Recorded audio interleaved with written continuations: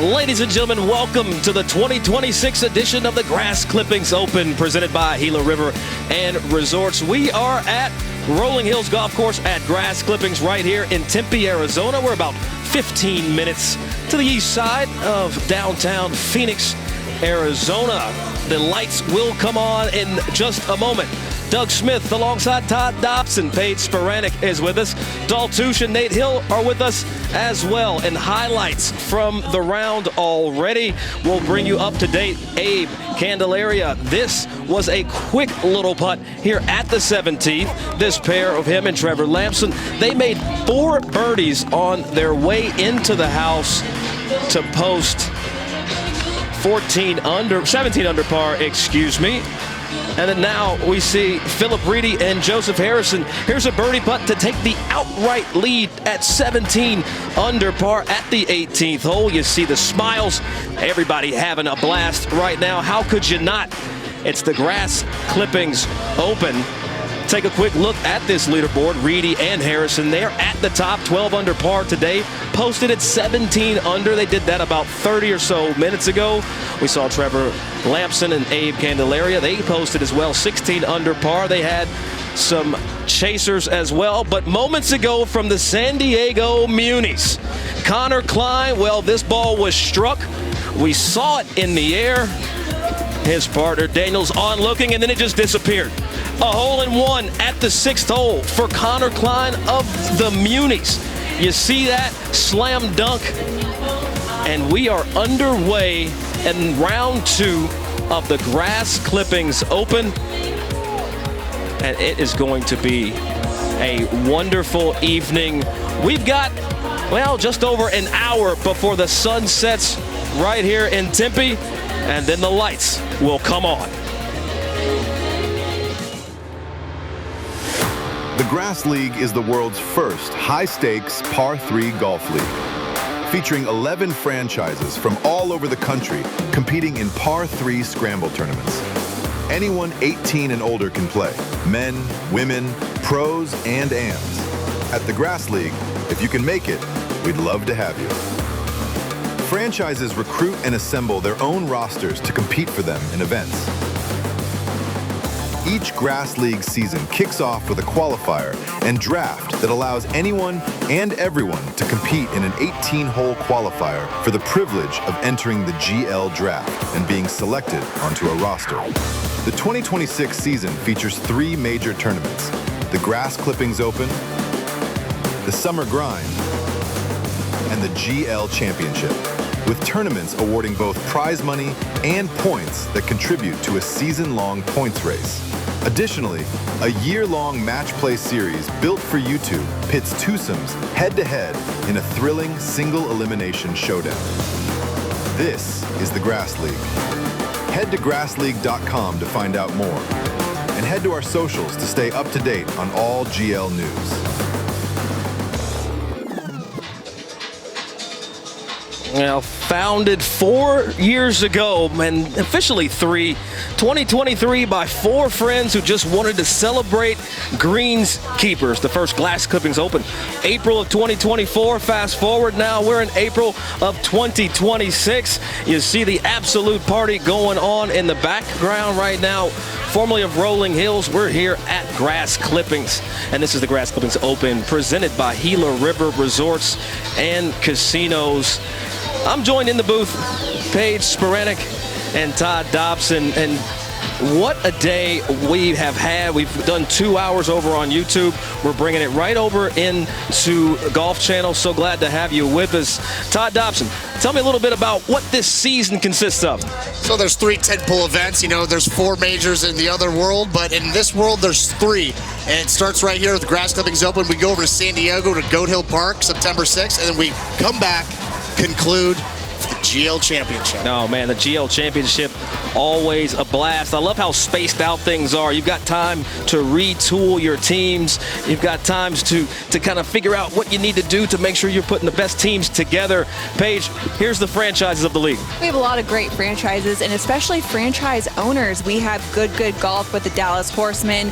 For the Los Angeles Roses, we have Dave Roberts, and San Diego Munis, Wyndham Clark. A lot of diversity there. Yeah, I tell you what, and I love the names, the Horsemen, the Hitters, the Action, the Roses, the Swamp Dogs. I'm not sure which one is my favorite, but I'm a bit partial to the Roses. And when we did this first broadcast back in 2024, you didn't know what a muskie was. No, I still don't know what a muskie is. You caught one, apparently. I caught one, and there's one hanging in the pro shop, and they actually won that same tournament at the 2024 GCO. Todd Dobson and I have been together since the very first GCO, and now we are so proud to bring it to you live on Golf Channel. And we're going to get out to the action on the tee at 6. This is Austin Quick.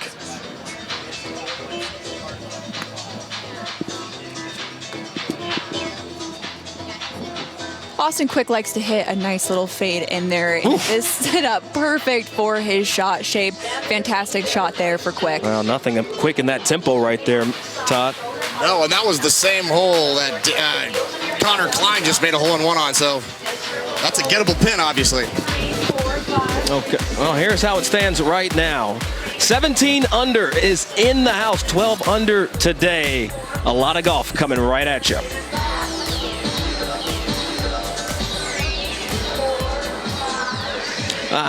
So proud to have you in the 18th booth. Doug Smith alongside Todd Dobson, Paige Spiranek. And Todd, when we talk about the grass leagues and the franchises and the party and the golf and all that is going on right now, you got to give it up to the teams, the franchise owners, and the greenskeepers. Yeah, of course. Starts with Scott Hebert, but the franchise owners, they've bought into this concept. You know, talking with the Las Vegas Action new ownership group, it's like they just bought the New England Patriots. You know, they got the truck parked over there. They're talking about the future. They got their PR team. It's just, it's a new take on golf, and you can feel it not only in the players, but the ownership groups as well. Well, Paige, you've been a part of this group for the last 2 years or so. What are your biggest takeaways from being a part of the Grass League? It's competition at a really high level. I think when you think a par 3 league could seem a little bit gimmicky, and yes, we have entertainment and we have food and we have a really great time, but at the core of it is really solid competition. Now, you talk about the competition, and we've seen the Grass League actually breathe life back into players, guys that played high-level college golf or high-level amateur golf. They had a chance to get a part of a franchise, be a part of a team, and it's really kind of relit their vigor to play competitively. Yeah, it's awesome. You can talk to a guy like a person like Trey Calhouni, who's gave up the game for 10 years and got back into it from because of the Grass League. And I'm going to quote Braveheart when he said, men don't follow titles, they follow courage. Leave your resumes at home, put the ball in the hole. I don't hate anything you just said, because if you don't get the ball in the hole, you're going to get lapped out here, Paige. I know you don't like making birdies on the first hole, but if you don't get started early, you're going to get left in the dust, literally. Especially today, we're seeing some low numbers early on. The wind tends to blow here, especially in the afternoon, but it's kind of calm, and I think we're going to see some fireworks towards the end. All right, well, you've got us three. We've got a couple others with us, Nate Hill and Daltouche. We'll get to them in a minute, but back to the 6th hole. We've got a couple birdie putts upcoming, and it's going to be birdie putt after birdie putt. This is one of my favorite kind of par 3 golf courses in the country. I mean, the shortest hole is going to play somewhere around 75 yards. The longest hole is going to stretch just to nearly 200. This pair of Engel and Blanchard can knock this putt down. It's all about strategy when it comes to the two-person scramble. You're seeing these teams work together. One usually thrives with ball striking, and then you have a fantastic putter. So you see the team switch up. One will tee off, one will putt second, one will tee off first, and it's really interesting to see what they choose. Well, I tell you, that's one of the hardest parts about playing in the Grass League. It's who wants the pressure? Do you want the pressure, or do you want to show your player the line, especially on the greens? And it's interesting because they'll show up here and one player will say, I want the pressure, and then by hole 4, they've switched the order. And we've already seen that with Austin Quick and Tyler Jaworski, but it seems to be working right now. It's interesting. You can do that. There's no real rule on how to play. This isn't your Chamber of Commerce outing. This is high-stakes par 3, and in about an hour, we're going to be under the lights. with that under the lights too, it's fun, it's exciting, but there does come a lot of challenges. So when the lights turn on and does get darker, your depth perception does change quite a bit. And so the chipping and the putting and knowing how far it's going to go is quite a challenge, and especially these long putts right here that you don't want to have in a two-person scramble. Putt on the way for that pair of Engel and Blanchard. That pair also won the 2024 U.S. 4-ball championship, so they're used to playing together. They know how to get it done. I love all the overhead aerial views from our crew out here, but now it's the Phoenix United. Todd, they went to sleep with the overnight lead at 10 under par. They were joined by Engel and Blanchard, and a lot of chasers behind them. But now you're in the final pairing. You know what you have to do. You see that 17 is the number. Now you got to go out and get it. Yeah, imagine sleeping on the lead at 10 under, thinking you're on top of the world, but before you get to the golf course, you have just 7-shot deficit. You don't see that very often in golf, and it's part of the way this plays out in grass league tournaments, is that sometimes it's not the best to be in first place after round one, because they're going to be chasing numbers all day long, and they're going to be the last to play number 18. And Paige, the last thing they're doing is being quick over this. It's just a little outside that gimme range. Quick is methodical, but it does work for him, so I think he's going to make this.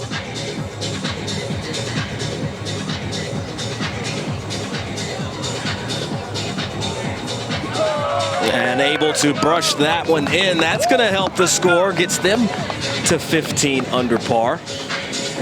Paige, we talked about it. What did we say? The number needed was going to be around 17 or 18? I thought 18, 19 might be the number. Looking like 18 is going to be a really solid number into the clubhouse. All right, and we'll slide over to the 18th hole. This is Vince India, a teammate of Austin Quick with Phoenix United. Yeah, this was just a moment ago. Oh, there's a ridge there. This 18th pin location is a really interesting one. It's sitting in a bit of a bowl, but you could hit on the right side, it's going to feed down. You can hit on the left side, it's going to feed down. You can hit a little bit long, it's going to feed back down. So we like to call this a hole-in-one pin. Hell, you could hit it off the 10 and still make a hole-in-one. Here's Joe Affronti. I mean, this is just a heck of a pairing. They finished top 10 at the GL Championship just a few months ago, and they still have it going. All right, hitting right back into that setting sun.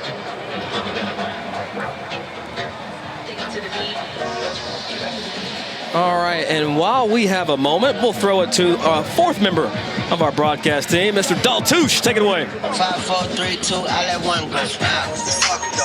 What's going on, Golf Channel? I'm here on the 18th tee. The music is pumping. The drinks are flowing. We just saw 4 players hit their tee shots through here. As Paige said earlier, this pin is about as fun as it gets. The left side comes in hard. The right side comes in hard. But if you go too far right, there's about 250 souls. So you don't want to miss right. You don't want to miss long. It's about as fun as it gets. There's going to be action here on the 18th. Well, we love hearing there from our man on the ground, Daltouche, and that was well articulated, Paige. I know you kind of teased it just a little bit, but a great view there. But let's get to Hannah Gregg over at 7. Hannah Gregg here, who is a fantastic putter. And then you see it right there, and she's so nonchalant. Every single time she makes a birdie, she walks it in confidently. And that's what you love to see, especially in the partnership that they have together. Yeah, Hannah has status on the LET Tour. She and fiance Frederick Lindblom bounce back and forth. He usually caddies for her over there, but they're a team today for the Hollywood Hitters. Picked up late Todd Dobson in that draft the other night. Yeah, you guys talk about how calm she is. We've caught her the one time she wasn't calm. She was a little edgy that she hadn't been picked in the first round of the GL draft. But again, the Hollywood Hitters really struck gold late in the second round the other night. All right, now we've got a pair of Bluebirds here, and I love it. You know, you want to mark your ball with a high noon? Go ahead. That's not marking a ball. That's just there for quick access. Yeah, the best part is you got Chad Hambright about to roll a putt, and there's Michael Fiegels, the former Bluebird who graduated onto the Corn Ferry Tour.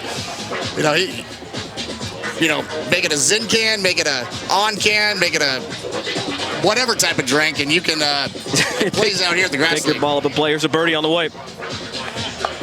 Boom. We're just seeing birdies flying everywhere right now. And this is what you want to see. And that's what we were talking about, that I think it's going to get really exciting down the stretch. And you're seeing these putts fall. Yeah, but just the second birdie for this pair. And they are not on the right side of where they want to be if they hope to be a Grass Clippings Open champion. Aerial shots are absolutely stellar. Reedy Harrison, they have the lead at 17 under. And Todd, we were talking earlier about just this being a place for everybody, families. If you're young, old, somewhere between, this is where you want to be right now. Yeah, it's for everybody. If you can make it, we love to have you. Like what we love to say as Tyler Waworski steps up. And they've won par on the scorecard today. Yeah, here at the tee on 7. Back into this breeze page, and that can run away from you. Known for his ball striking, and you're seeing right there how firm and fast these greens are. The wind has been drying these greens out, so they're quite crispy, and they're not very receptive. I know when people think par 3 course, they think of a hit and giggle, and this is anything but that. This is a challenging par 3. I haven't giggled since we've been here. I've been having fun. I've been giggling. I've had a couple giggles. But I'll tell you one person that won't giggle when you say it's a hit and giggle is Scott Hebert, our greenskeeper. He's treating this like a U.S. Open. You know, I was going to get into that a little bit. That's how it feels with the green speeds just around 12 on the stimp meter. So we're running right at Augusta National levels. Okay, here at 7. From what I'm told, Scotty wanted to get him to 13 on the stimp meter, but here's Quick hitting towards his old alma mater, Arizona State, where he played with John Rahm when he was formerly in college. Oh, that's where you want to land one. Great shot there from Austin Quick. And I would say out of the duo, he isn't known for his ball striking. He is known for his putting. But could this just be him on this hole? This could be his night, to be honest. I felt something on the range last week when I saw them. They had something in their eyes. They finished second. They lost in a playoff in the 2024 GCO. They really want to win this tournament, and they're finding their form early on. Yeah, here at the 7th today, playing 153 yards. I love how this golf course, it's not just pitch and putt golf. You know, I'm looking at holes 193 to 75, 152, 38. There's plenty of different shots. You're hitting uphill, downhill, crosswinds. It's a really well put together, well designed club, and I'm so happy that this community club was put back together for the folks here in Tempe. Yeah, you might be leaving your driver at home, but you're going to hit every other club in the bag. I'll tell you that much. And one thing to note, too, is that the shorter par 3s are some of the most challenging out here on this golf course. As Brian Blanchard. No, he stood up on it. Blanchard losing this one outright, but not the worst place to pitch from if that's the shot they choose. Sometimes being off the green, pin high, is better than being in certain spots on these greens. Yeah, if you go back to the summer grind, Will Kropp chipped in 4 times in the final round to win that one. All right, one more at the tee. We've had a ton of winding conditions, and it doesn't seem like they're having to deal too much with that. Stuck to finish.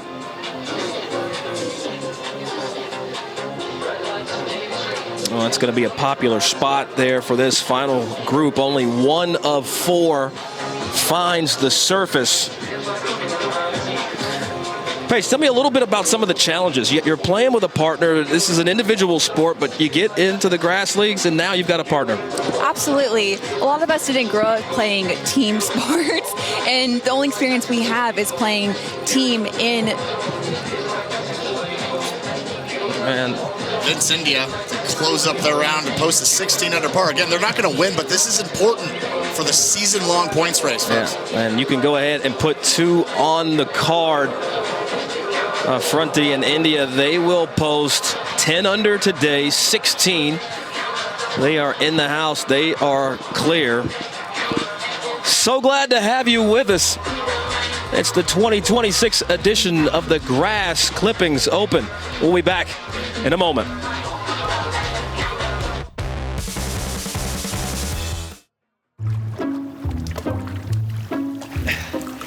I'll take a mulligan. How many is that, 6? You know, with Golf Now, you can pre-order range balls and check in directly on the app, so you have more time to work that out before the round. Got it. Can you toss me another ball? Yeah, here you go. What was that? Thought I'd save you the trouble. Not a stroke. Get your golf on now with Golf Now. Gonna have a good time, gonna be a good day. We gon' ride the wave, yeah, we gon' bring the party. Ain't no time to waste. Let's celebrate, yeah, make up the sun, rinse and repeat. Coming in looking like the VIP. It's a good time, yeah, say la vie. Living my best life, look at me. Look at me. Living my best life, best life, best life. Turn up the lights.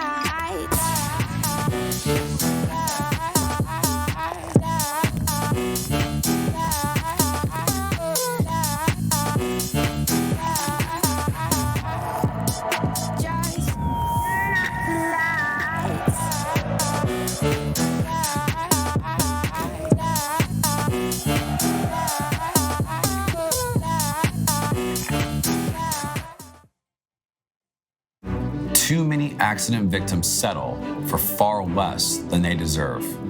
The truth is, insurance companies are working against you. At Shapiro Law Team, we don't just settle, we fight for your rights. We have a team of trial lawyers who have recovered over $200 million for our clients. We're not like most firms. We're the lawyers who will actually take your case to court and win. It's your case, your recovery, your justice. Back right here on Golf Channel, Grass Clippings Open. We're here at the 7th green. Chip shot on the way. Give it a good run there. Again, sometimes these chip shots off the green are what you want instead of a putt. Yeah, I don't think I've heard anybody say that, but I totally agree with you, Paige. There are some spots on this golf course where if you're just off, you can really be more aggressive, not have to rely on spin uphill, and really give it a go.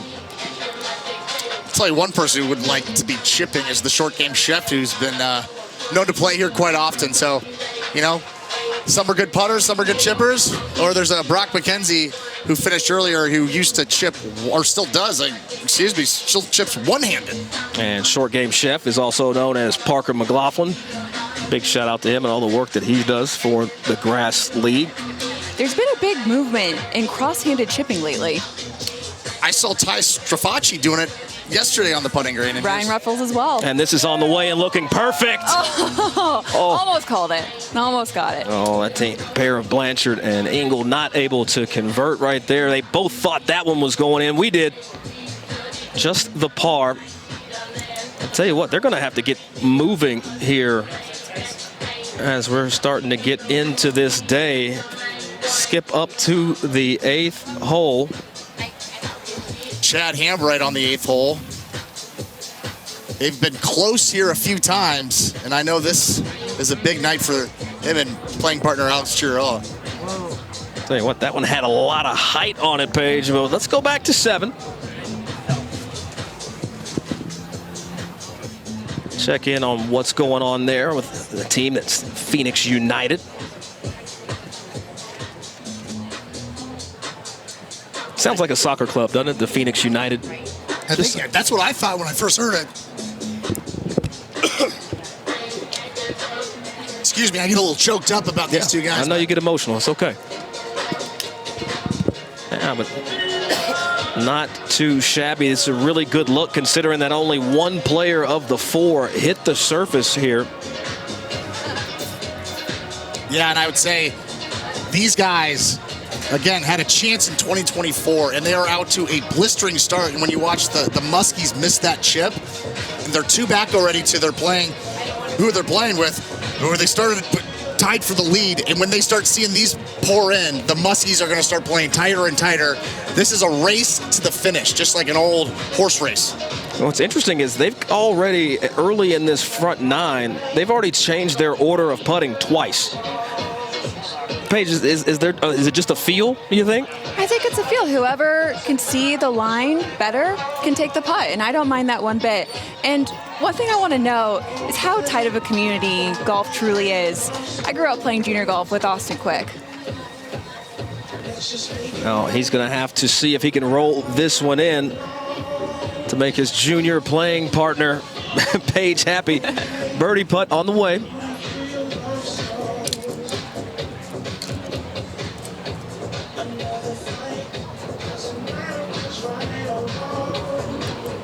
Oh, let me down once again. All right, we're going to jump quickly to 8. Check out Hambright. Hambright's partner, Chirella, the San Diego native. We already saw one go way up. Oh, hello. I mean, this is what you want. They're about to make the turn after that kick-in birdie. All right, this back at 7. Pick your partner up when he's down. Are you kidding me? Are you kidding me? Tyler Jaworski went through a stretch last year where he couldn't make a putt, couldn't find the center of the club face, and he wants this tournament more than you guys know. He played 4 years on the Korn Ferry Tour, but for some reason, the Grass Clippings Open is the one he's after. And they have the hometown pressure on them, but they don't seem too bothered by that right now. Tell you what, they came into this day, they slept on an overnight lead. Now they have it to 6 under through 7. Now, they're still a couple back, got some work to do, but we're going to take a moment to throw it down to Nate Hill, who's standing by with Austin Quick. I'm here with captain of Phoenix United, Austin Quick, -6 through 7. Is that a dream start for you guys? What's working? We're just cooking. This is our home course. We love it out here. It doesn't even seem like a tourney. We're just having fun.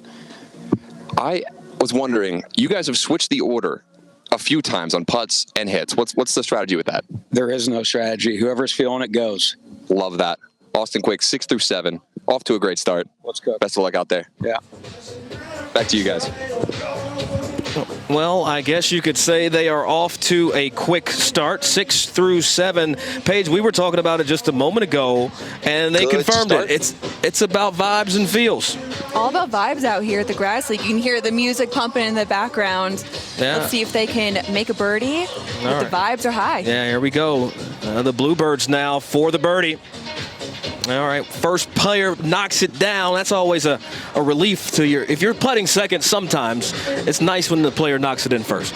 Yeah, and if you ask Ryan Ruffles when he played with Gabby Ruffles, I don't think Ryan Ruffles used his putter on the back 9 in the 2025 GL Championship. So that's just the ebbs and flows of this format. Is someone gets hot and you just stick with them. And overhead look of downtown Tempe, Arizona. That's where Arizona State University, tucked right behind that little bluff there in the background. Perfect conditions tonight here in Tempe, 81 degrees. Wind is up 10 miles an hour. And one thing, Paige, a lot of people don't remember when they come out to Phoenix is the elevation. We're at 20 or 1,200 feet elevation.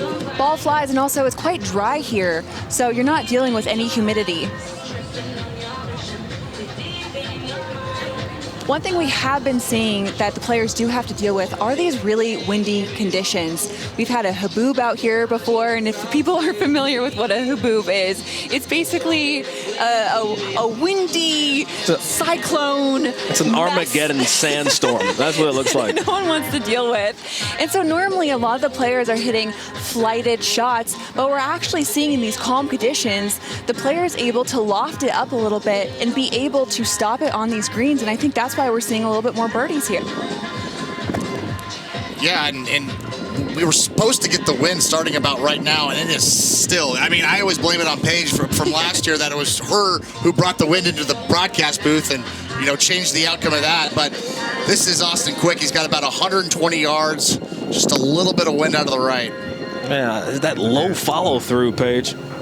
Austin struggles a little bit with his alignment, but you know what? That was a bit Hideki right there. Hey, you know what? One-handed finishes just inside of probably 15 feet below the hole. Hard to get below the hole because there's all these runoffs on the edges of the green, these crowned greens. Another great overhead look. You can see what I'm talking about there. Rolls off the left side down into that bunker. Really have to be precise on these approach shots. Yeah, if you miss it just a yard left there, it is gone. I've done that quite a bit out here, so it's a It's a threatening shot, and can really change the outcome of your round. And TV doesn't really do it justice with all of the undulations out here. And it looked like his back foot slipped there. Maybe not. Wow. Quick, Wawerski, they're working on a stellar round. They had the overnight lead. They are charging in full pursuit. Just one shot back. We'll step aside and be back right in a moment, right here on Golf Channel. You ever play Tierra Rojada? Tierra Rojada plays a 7,015 yard, 132 slope, 73.3 course rating, fairly priced, friendly staff. What's happening? Golf Now has over 2 million course ratings and reviews, which makes it easier to find the perfect course, including day of reports. Gopher memorized them all. Try another. Gray Shore Dunes. Link style feels like Ireland. Firm fairways. I wouldn't go today, though. They just punch the greens. Wow, he's good. Golf Now's even better. Yeah. 4! Oh, sorry. What'd I miss? Golf Now. Get your golf on.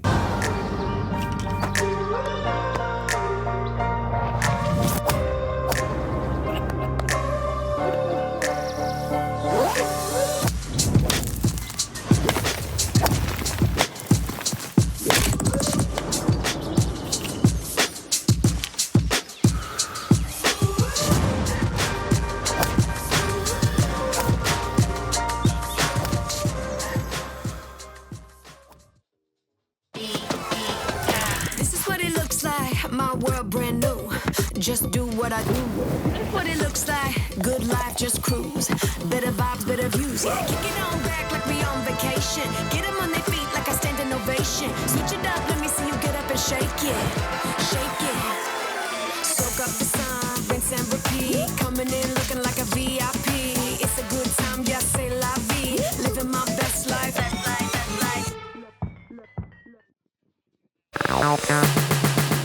All right, evening, everybody. The Michigan Auto Aces select Kaylor Stagger and Big Mike Visaki. In the first round of the 2026 Grass League Draft, Trey Kahanui and Tyler Treminoli.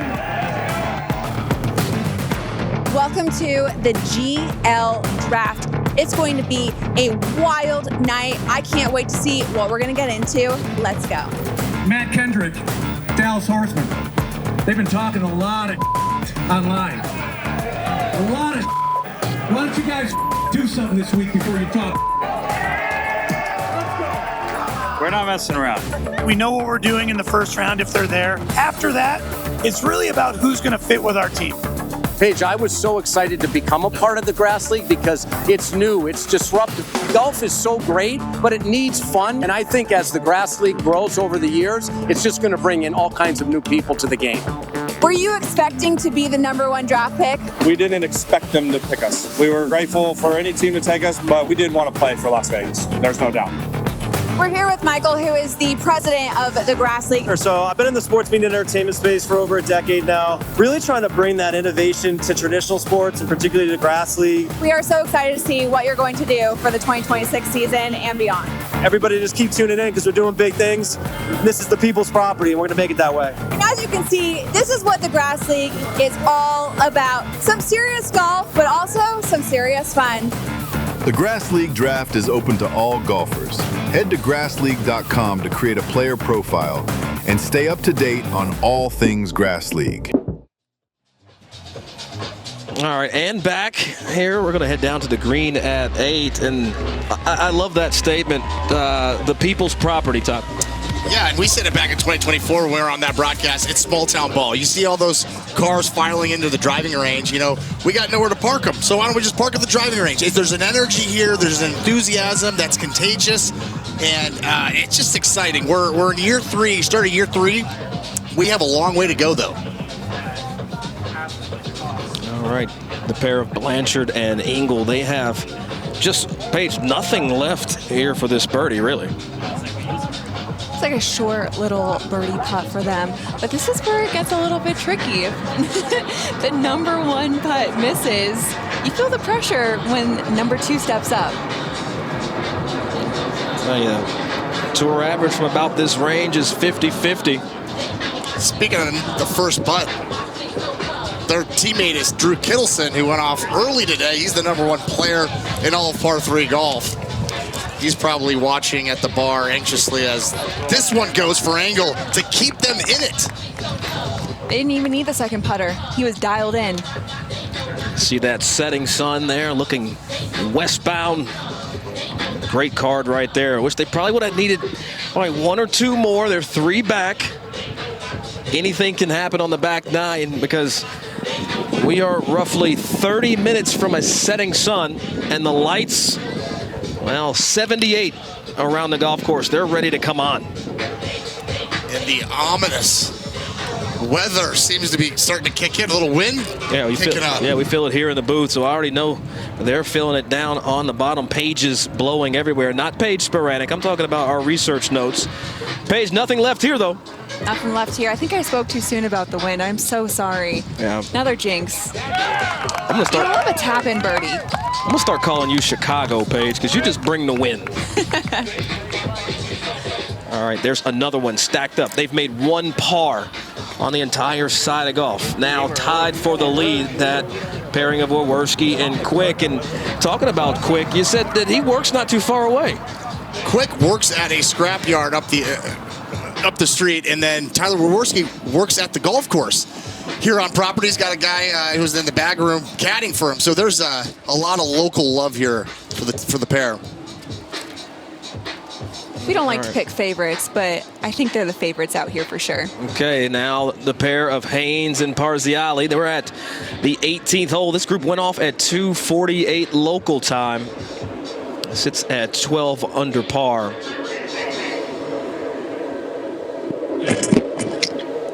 And this is Billy Haynes' new partner, like you said. And Billy Haynes is trying to get back to winning form when he won the 2024 GL Championship. But again, this will be another missed opportunity. Yeah, the second-ranked player in the Grass League, ranked right behind Drew Kittleson. Kittleson was teammates with Brooks Koepka at Florida State. Jonas Blitz stopped by that team for a moment. And now Paige back at the tee at 18. It's such a delicious little pin here. You just want to go right at it and fire at it. But again, there is room to miss over on that right side. I've been doing this a long time, Paige. I've never heard anybody say a delicious pin. Oh, it's yummy. I appreciate that so much. I'd agree. I tell you, hole only cut. Well, probably some 4 paces off the front of this green. Sits in a saddle. Show me the magic. There's one of my favorite names in the league, Redford Bobbitt. Okay, all right, that's new. Bobbitt trying to play up on the right. Didn't hit it far enough. That's a tough shot. Hopefully the partner, well, we saw the partner shot. He'll have to take that one from deep in the green. Everyone seems to air over on the right side, which again is not a bad miss. But if you were looking for that hole-in-one, playing it off that left ridge is where it's at. Tampa Bay Swamp Dogs and the New York Bluebirds featured in this group. Tell you, how about that just lethargic pre-shot motion, Paige? I need more of that. I need to visit Tempo Town more often. Man, Tempo Town, Tempe, Arizona, same place.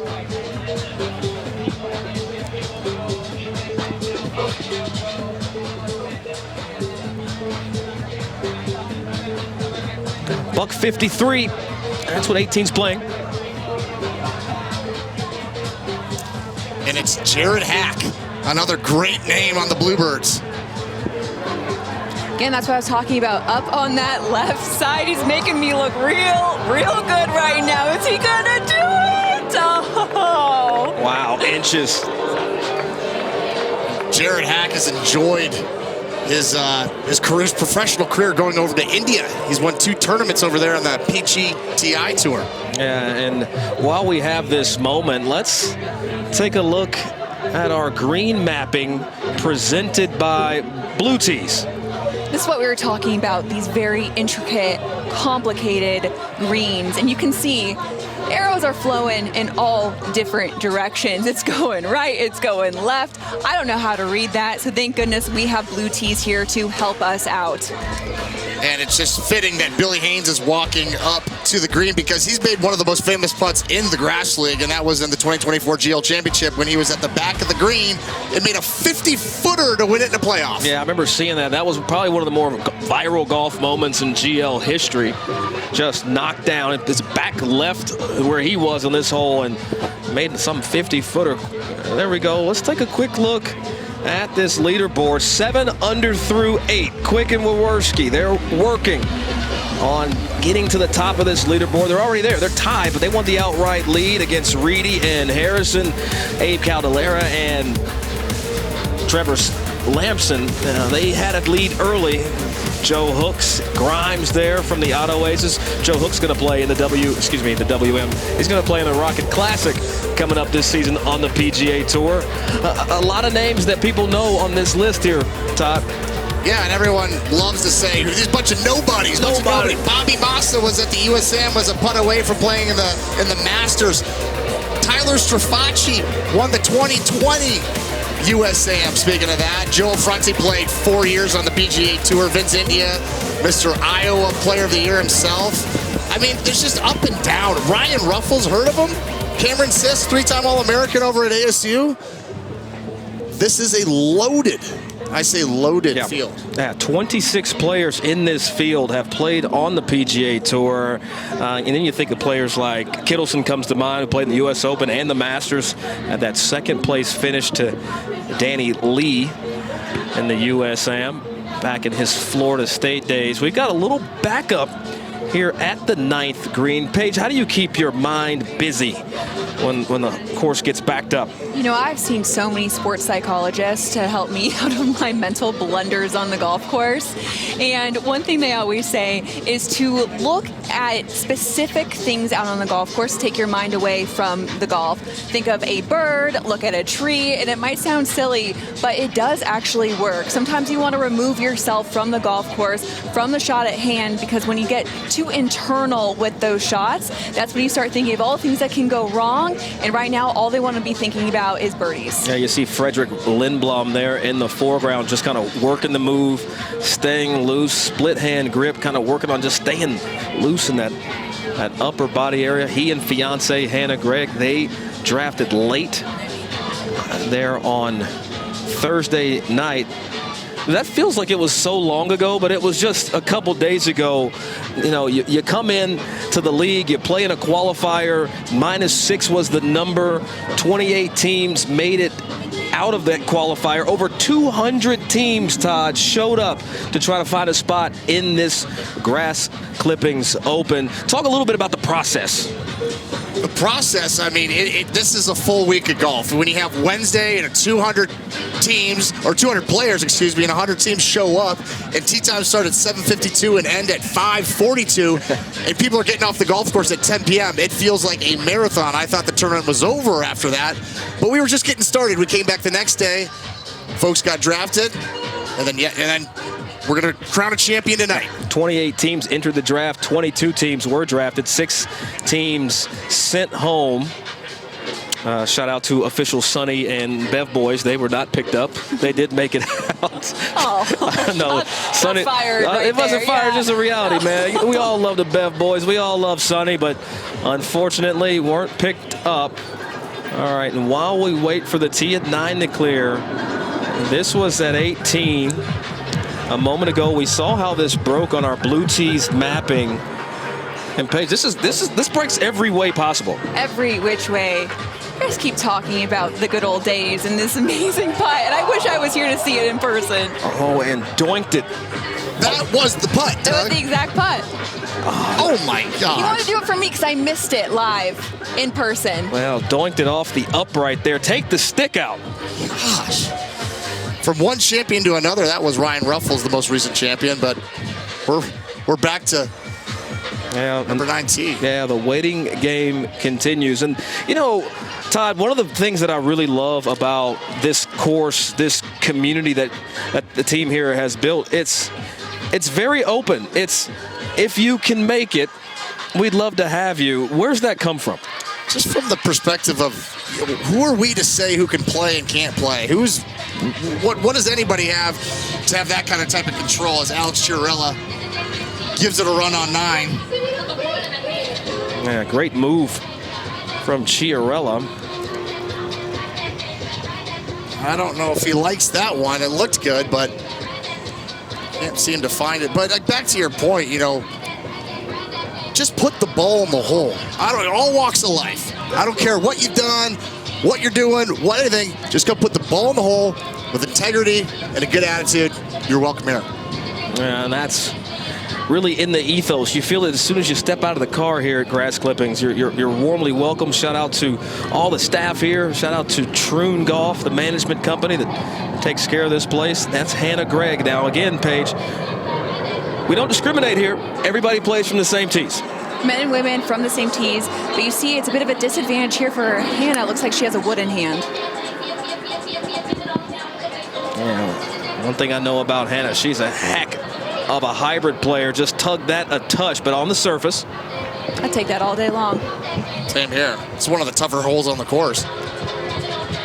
Okay, we saw the tee shot here at the 18th for the Bluebirds of Bobbitt and Hack, and well, we saw the up and there's the down.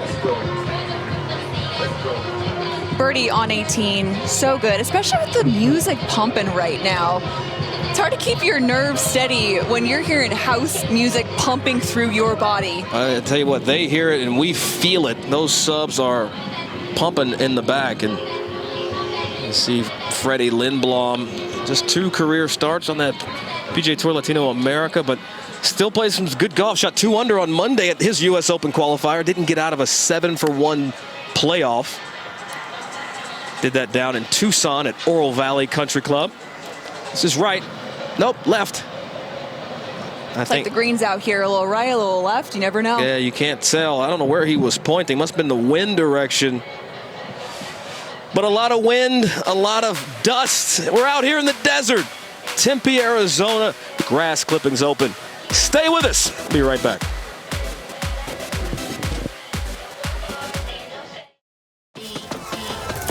Gonna have a good time, gonna be a good day. We gon' ride the wave, yeah, we gon' bring the party. Ain't no time to waste. Let's celebrate, yeah, make up the sun, rinse and repeat. Coming in looking like the VIP. It's a good time, yeah, say la vie. Living my best life, look at me. Look at me. Living my best life, best life, best life. When you're in an accident, time isn't on your side, but Shapiro Law Team is. That's why our phones are always on. Nights, weekends, holidays. We're available when you need us the most. Our team is with you every step of the way, inside and outside of the courtroom. We fight for you and your case. Don't wait. Call us for a free consultation. It's your case, your recovery, your justice.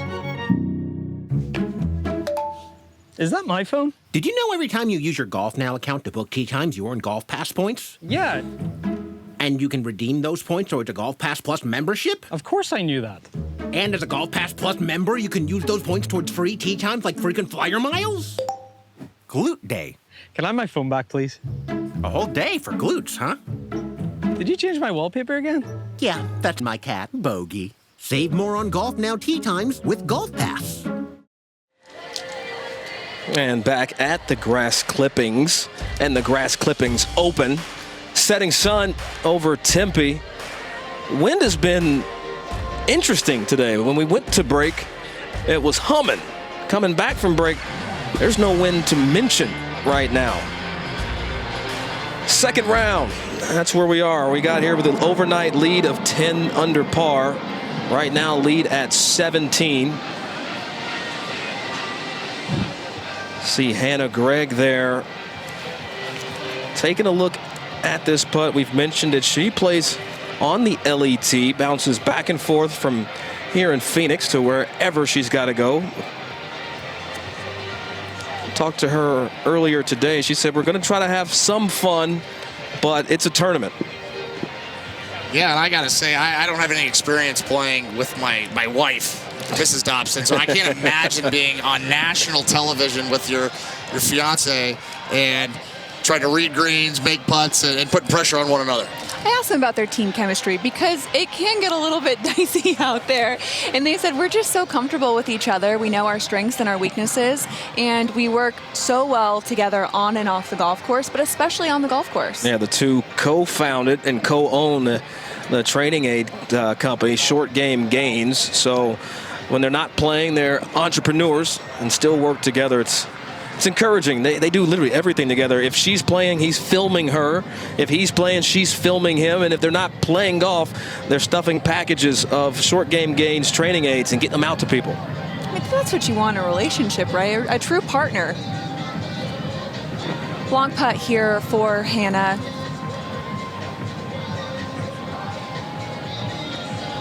Again, with these tricky greens, it looks like they're playing quite a bit of break, and it looks like it's curling right in. Good read, just need a little bit more speed there. Yeah, fantastic read, but you get above the hole, Todd, and you really got to play defense because it's like being on top of a slipping slide. Yeah, there are certain holes on this golf course where par is good because that I could have easily put that off the green. So she put it in great distance from the hole and given her fiance a look at a make. Yeah, fiance Freddie, born and raised in Stockholm, Sweden, played college golf and here in the States, then turned pro. And well, I'll tell you what, this is why the league exists. Well, not why, but it's a great place for players that may not have had their best stuff when they gave it a chance. Well, you can still play golf at a high level as the lights come on.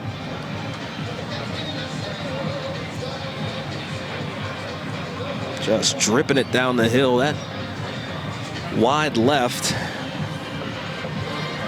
Again, like you said, sometimes you just got to make par.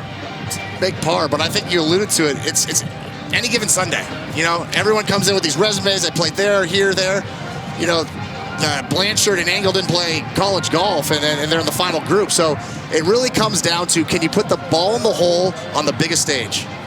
And this time right now of the day is the most difficult. It's right where it's starting to transition. The lights are going to come on. It's going to get a little bit darker. That's where reading these greens gets a little bit more challenging. Yeah, and that's probably one of my favorite times when you do just come out here to play golf. You want to get that like 5 o'clock tee time. You start the day in the light, the daylight, and then you transition to the evening. It doesn't get more fun than that out here. It's a blast. The sunset out here is unlike anything.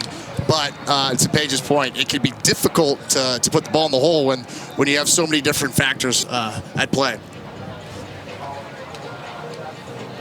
All right.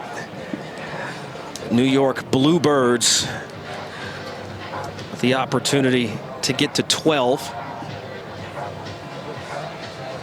Just off the green, looks like it's about up the hill, breaking just slightly at the end. Tell you what, he did not hear you, Paige, because he played that wide right and gave it speed burst. Hammer hands. Man.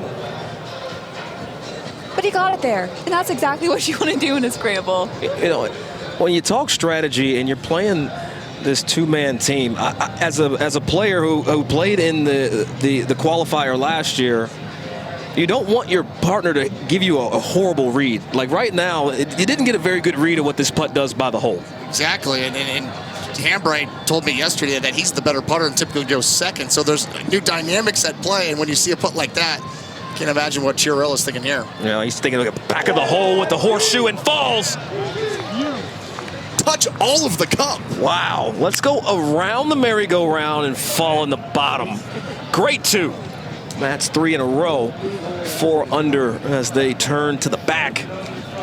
And they'll play the back, finish it with the lights on. Man, that's my favorite part. It really is. Yeah, let's go back and take another look, Paige, at the end of this putt, because this touched every inch of the hole. You know what? And thank goodness his partner gave him that read. He knew exactly what he was going to do. Well, you are very kind to say that, because his partner gave him absolutely nothing. But look, even in this format, you've got an opportunity to step up and make a putt. Yeah, and we talked about it earlier about the lights and the shadows, but I love to say when the lights come on, the stage gets bigger. It's like it's the Los Angeles Lakers. It's showtime, and golf needs that. And we're going to see some crazy stuff on the back nine as we have one more group about to make the turn. But here's Cameron Sisk on the hardest hole in the golf course, number 15, and you can hear it's rocking down there. 3-time All-American at ASU. And look at this ball just say bye-bye hole. That was a heck of a strike. And that's what makes this hole so challenging, because it is on the shorter side. It's only 128 yards. But again, look at that blue tees diagram. Yeah, that we're calling these officially it's the green mapping. The green mapping. There oh, you thank go. you. I got you back. That was much better. I was trying to sound a little bit too smart, and the blonde just came right out. It happens, Paige. Give it to Blue Tees. Their technology is out of this world. I wouldn't even know what to call it either. Yeah, they really are stepping it up. All right, on the tee. Quick. Tell you what, he really doesn't finish above the waist, does he? I think that was a chunk. Do you think so? I think so. All right. Hey, it's from personal experience. I'll tell you what, Paige, don't be afraid. Look, if it's a chunk, it's a chunk. All right, you see that hole or that shot in next to the hole. Well, this is how his partner got there. So not a lot of pressure there on Quick to really dime one, because it had already been done.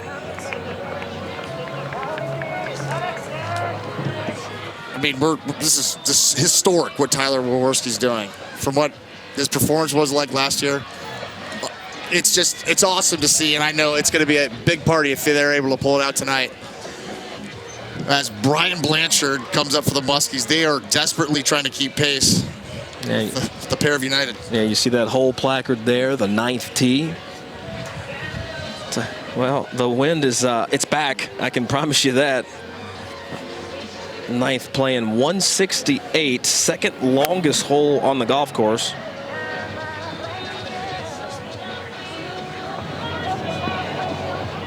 Two guys that know how to play together. That might get a little love. No, it doesn't. Stays on that fringe cut.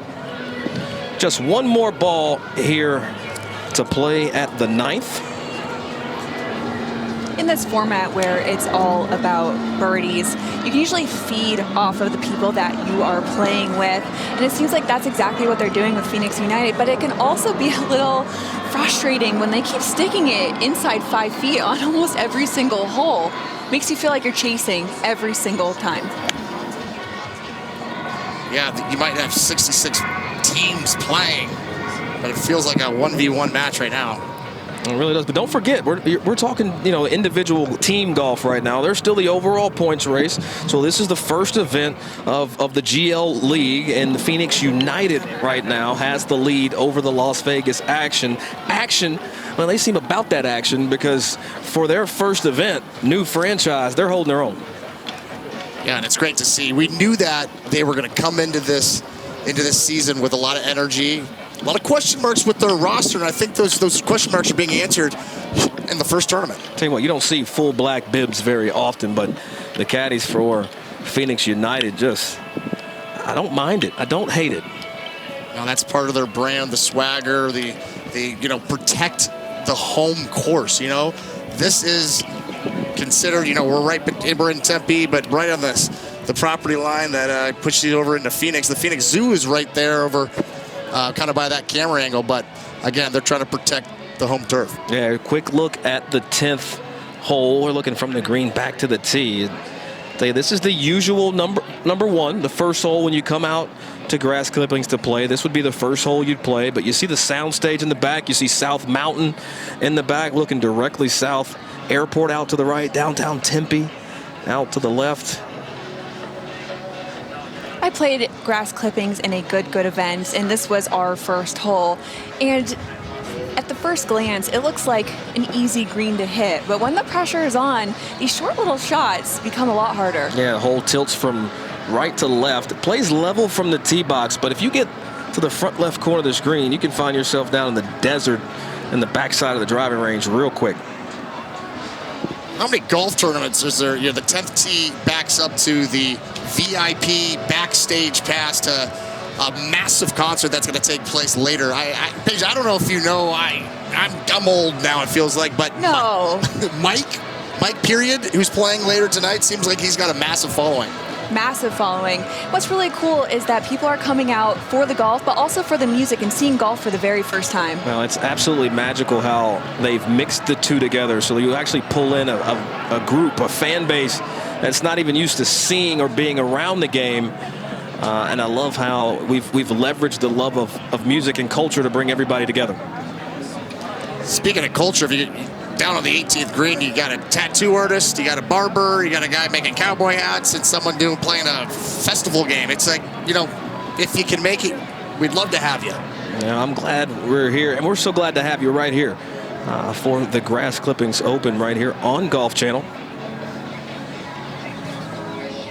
Shot on the way. You have to take this whole location on just like that. And that is a tick below the hole. 10th playing 98 yards today. And we're going to skip back to 9. Back to the Muskies. Again, they've have all the history in this tournament.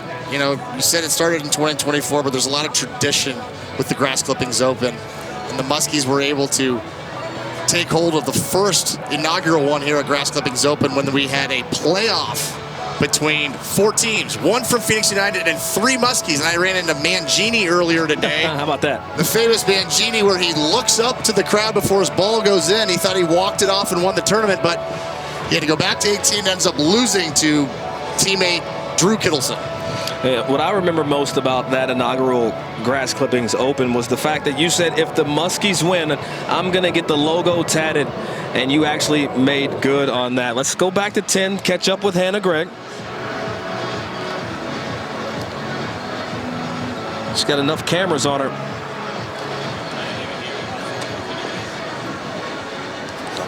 I'll tell you, unfortunate, landed right on that upslope, and now back to 9. Oh, burns the edge, and lucky that held on, because again, that gets really fast. I mean, you can see with that up close and personal view of the surface. This is, first of all, this is where we want the golf course. We want this to be a crispier test. We don't really want it to be all lush and beautiful. It's also the crossover season here in Phoenix, where the winter rye is burning out and that winter Bermuda is coming out of dormancy. So it's going to be a little yellower than usual. Yeah, I don't know if you noticed when we were on the 3rd tee box and they started playing as the final group, the sprinklers went on behind him on the hole behind. So he's getting it watered after this. It's kind of like an old-fashioned U.S. Open between like a Retief Goosen and a Phil Mickelson, where it's tough to keep the ball on the dance floor. Of all the people to pick, that's what Retief Goosen and Phil Mickelson. All right. Well, I just remember that battle they had at the U.S. Open. I do. Yeah, it was great. I was talking to a lot of the caddies yesterday, and they were stressing about the grain. The grain comes into a big effect with these putts. Well, let's see if this one can find the surface. The grain. You got to read that too. It's funny. We talk about valley effect, Todd and Paige. How much valley effect is here at Grass Clippings? Because we're kind of like off the valley. Depends who you ask, because everyone's like, it breaks towards the city. Turns out there's a city there, there's a city there, and I still haven't been able to figure out the greens, and I've been here since 2023. Well, Lindblom lands it hole high. That was right at it, and that is going to be a good look for he and Greg to try to do something. Not the day that they thought they'd have coming off that opening round 9 under par. All right, United. This is to go outright, and they really control their own destiny.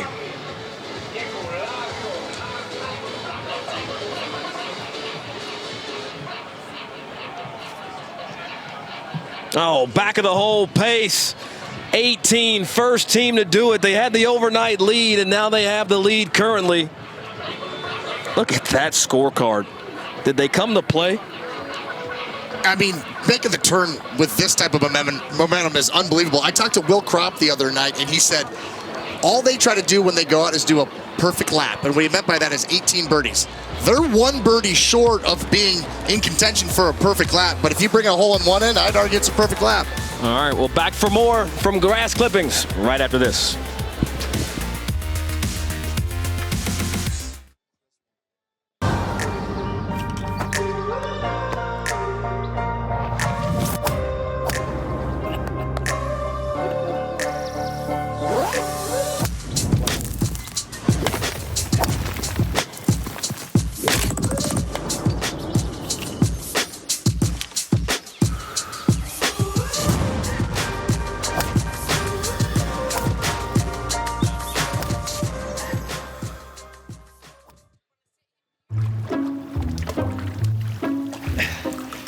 I'll take a mulligan.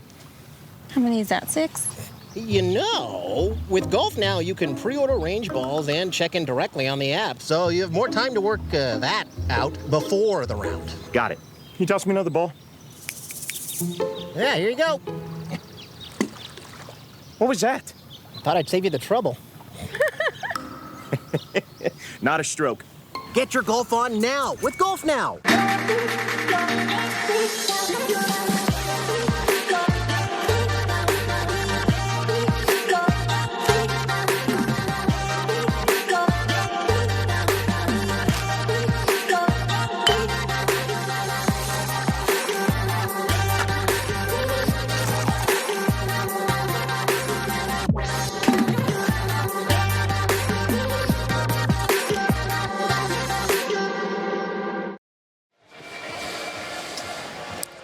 Just the third time we've done this, the third Grass Clippings Open presented by Gila River Resorts and Casinos. And this one's not disappointing at all. I don't think there's been one that's disappointed, Todd. It's been phenomenal, and I'll show you what I'm talking about, because from the San Diego Munis, Mr. Klein, he's paired with his partner Daniels, goes upstairs at the 6th, and guess what? Disappears. Where'd it go? Bottoms, hole in one. That's the one we've seen today. We had 2 yesterday in this opening round. Todd Dobson, that's what we want to see. We want to see aces in the whole location today at 18.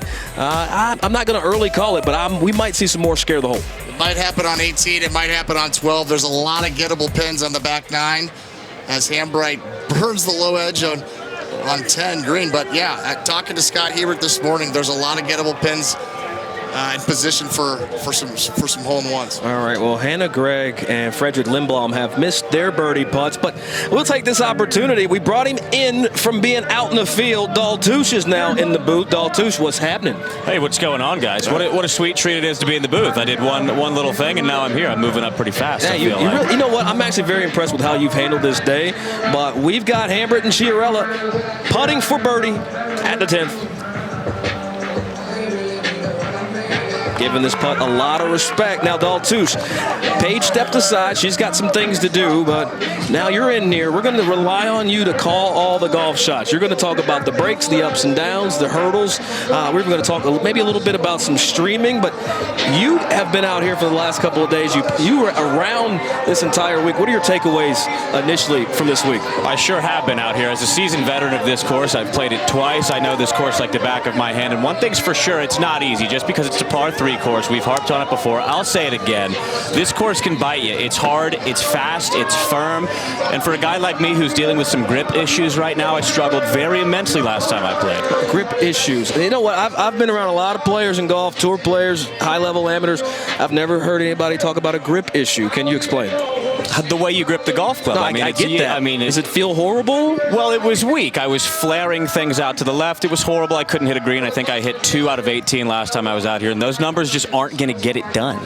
All right, while that group of Gregg, Lindblom, Chiarella, and Hambright, while they clear the 10th, our anchor group has made it to the tee box. Austin Quick, ASU alum, was teammates with John Rahm. Wawerski, Texas Tech standout, took the Red Raiders to a national championship appearance. And you know what? I dare say Wawerski might have helped pave the way for Ludwig Oberg to eventually get that top spot in PGA Tour U.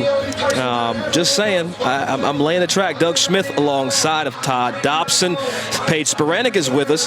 Daltouche here now in the booth. Nate Hill. Nate's somewhere. We're going to have to check in with Nate here in a few.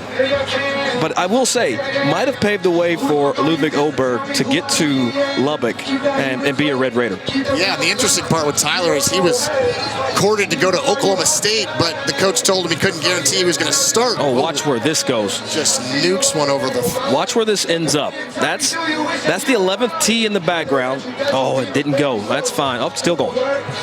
Wow. Now we're going to spin the camera around, get ready for our next player. You hit it over this green. You got problems. Par is a hell of a score if you hit it over this green. Yeah, and this is those moments, Touche, where you've got to rely on your partner right now. You just hit a home run over center field wall. You absolutely do. I mean, there's two aspects of a scramble. You could either be fired up on what your teammate's doing, or if he's not stepping up to the plate and it kind of falls all in your hands, it becomes a little bit more spooky, a little bit more solo golf like you're used to playing. But I think that's going to work, absolutely. That thing bites up 10 feet from the hole. That's a good look at it, too. Yeah, and Nate, let's bring you back in. What have you seen? You talked to Quick a few holes ago. It looks like they haven't let up on the pedal at all.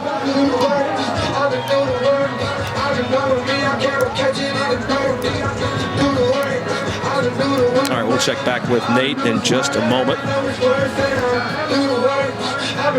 Clearly, the concert's starting, so I can't imagine what Nate is. This isn't your typical golf tournament, you know what I mean? Yeah, Nate might not hear us down there, but we'll get him back here in a moment. Same angle. I mean, they're making the turn. Oh, it was a 4 call. That is a bladed ball. That is over the world. Oh, that's back on 2T. Backside of 2T. Yep, home run. Clear the bases. Interesting shots for the final group. Again. I'll tell you, a lot of golf has been played. You talk about the 200 players, over 100 teams came out for the qualifier, plus the practice rounds on Thursday. And this horse has had a lot of play. And I'm going to try to throw it back down. Nate Hill, you still with us? Sorry, guys. The concert just started, and I can't hear a thing down here. So it's going to be a tough shot for these guys. A lot of pressure here on Blanchard. This looks good. Right at it. All right, coming right at the hole. He's going to need a big bounce. Didn't get it. Touche, you'll take that, though. I'll absolutely take that. When I played here in my scramble a few years ago for the Good Open, I think we made bogey, and that wasn't our only bogey. We played bad, so I'll absolutely take that. Again, 2 out of 18 greens last time I was here, folks. It was a bad showing. All right, a couple of draft picks from Las Vegas still on the golf course on number 15. Yeah, you talk about a tough hole to make a putt on. Oh my goodness, and is that... Look at what's going on down there. I mean, Las Vegas, there's something in the air with the action, the new franchise. Just because you have muscles doesn't mean you should wear just a vest. I'm just going to say that. Was not expecting that, Doug. That one came out of nowhere. For what, our league commissioner there? No, that wasn't. That was actually our guy that was leading the intro into the national anthem. Yeah, that's fair. That's our hype guy. Yeah. I got to get his name. But look, we're under the lights now. This is where, Touche, the round changes. We were talking to Paige about it earlier. Your perception, what you think you see, how your reads are interpreted, it all switches up when the lights go out. It absolutely gets a little bit funky. You have a number, but it just doesn't look like the number you're used to seeing associated with the number. So you get all in your head. For a weak player like me, that's going to affect my shot, but these guys are significantly better and more mentally stable than I ever have been. So they're going to be able to see right through that. They need to just commit to their shot and hit it. Okay. All right, we're going to go back to 15T. We've got Marcus Mullins, born and raised in Las Vegas, caddies at Shadow Creek. No big deal.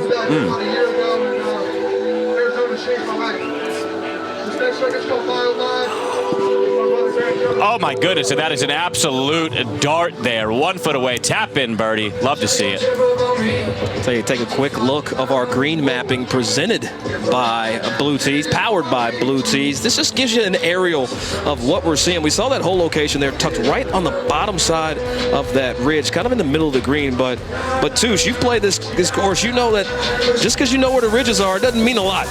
No, it doesn't. I mean, golf's hard. You got to pick a spot and try to hit it, but that doesn't mean you're going to. I mean, the sport it's relentless.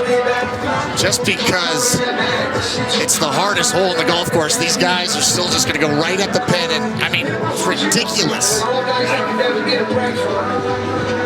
Yeah, anchor group, 9 holes to play with. You know, when you come out here on a weekday, 2.5 hours is what we usually play this golf course in. It'll be a little slower today, clearly with all that's on the line. But if you're in town, you come into Phoenix, Tempe, stop by. We'd love to have you. Yeah, any time of day, 7 a.m., 10 p.m., 11 p.m., we're always open. The staff is always friendly. The vibe never changes. Okay, we got out here one night. We played with Patrick Peterson group, the Gold Wings. We didn't leave here until about 2 a.m., and I'll never do that again. Blanchard now. Oh, Nate, that lacked the necessary enthusiasm. Yeah, we'll get back to Nate in just a moment. Hannah Gregg now down the hill. Hey, it just doesn't seem like they've been able to convert the few times they haven't been close enough. No, and I think there's something to it when you come out and you shoot a low number like a 900 like they did yesterday, and then the pressure builds, the final round, and you start to play a little bit tighter. Back to the tee at 10, Nate Hill. Now this is the second effort. A lot of different vibes here. We got Austin eating tacos on the green, smiling on the United, and we got Blanchard. A lot of pressure on this. Backing off on his shot, heads down on that other side, and he's really got to make this to put the pressure on Phoenix. Never have I seen a concert in the background of a putt, and just look at the lights, fog machines, setting sun. Beautiful setting. Unfortunately, the pair will just make the par. Yeah, the Minnesota Muskies. You don't see that backdrop very often for a couple of Muskies, so they must feel like a couple of fish out of water. But back to the team we can only talk about, Tyler Waworski. I think he's really found something. Maybe a little jacked up when he got to that tee and hit a home run to center field. Trying to slow it down right now and continue pace. And Touche, that's part of it. You know, once you kind of get out of rhythm, things start to speed up, I should say. What are the strategies that you kind of employ to bring it back to neutral? You're talking my strategies during my golf round to keep my game together. I don't have any effective ones. I can say that I love to start thinking a lot and freaking out and overthink the next shot or continue to be angry about the last one. So I'd like to stray away from neutral and either psych myself up or get myself reeled down. You know what I'm saying? Okay, all right. That's a way. And I'm not sure if you guys saw that first effort from Waworski, but that snapped off the planet as that ball approached. Absolute speed putt upcoming. Can they keep the birdie train alive? They've birdied the last 1, 2, 3, 4, 5, 6, 7 holes.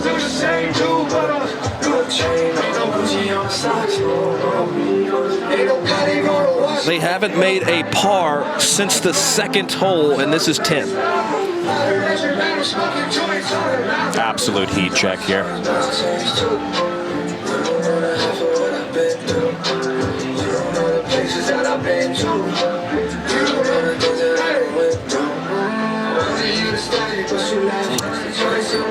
All right, big putt.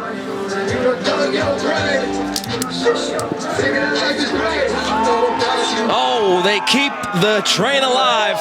That's the 8th birdie they've made in a row. Haven't made a par since the second hole now. 2-shot lead. They can put it on cruise control. There's not a lot of people that can push them. We're on course record watch, and it's crazy to think that they got into a playoff in the 2024 GCO by shooting 14 under. I saw that birdie by Quick and Waworski. Reedy Harrison now knocked out. We'll see what happens. How low can they go? It's going to be a limbo night for those guys.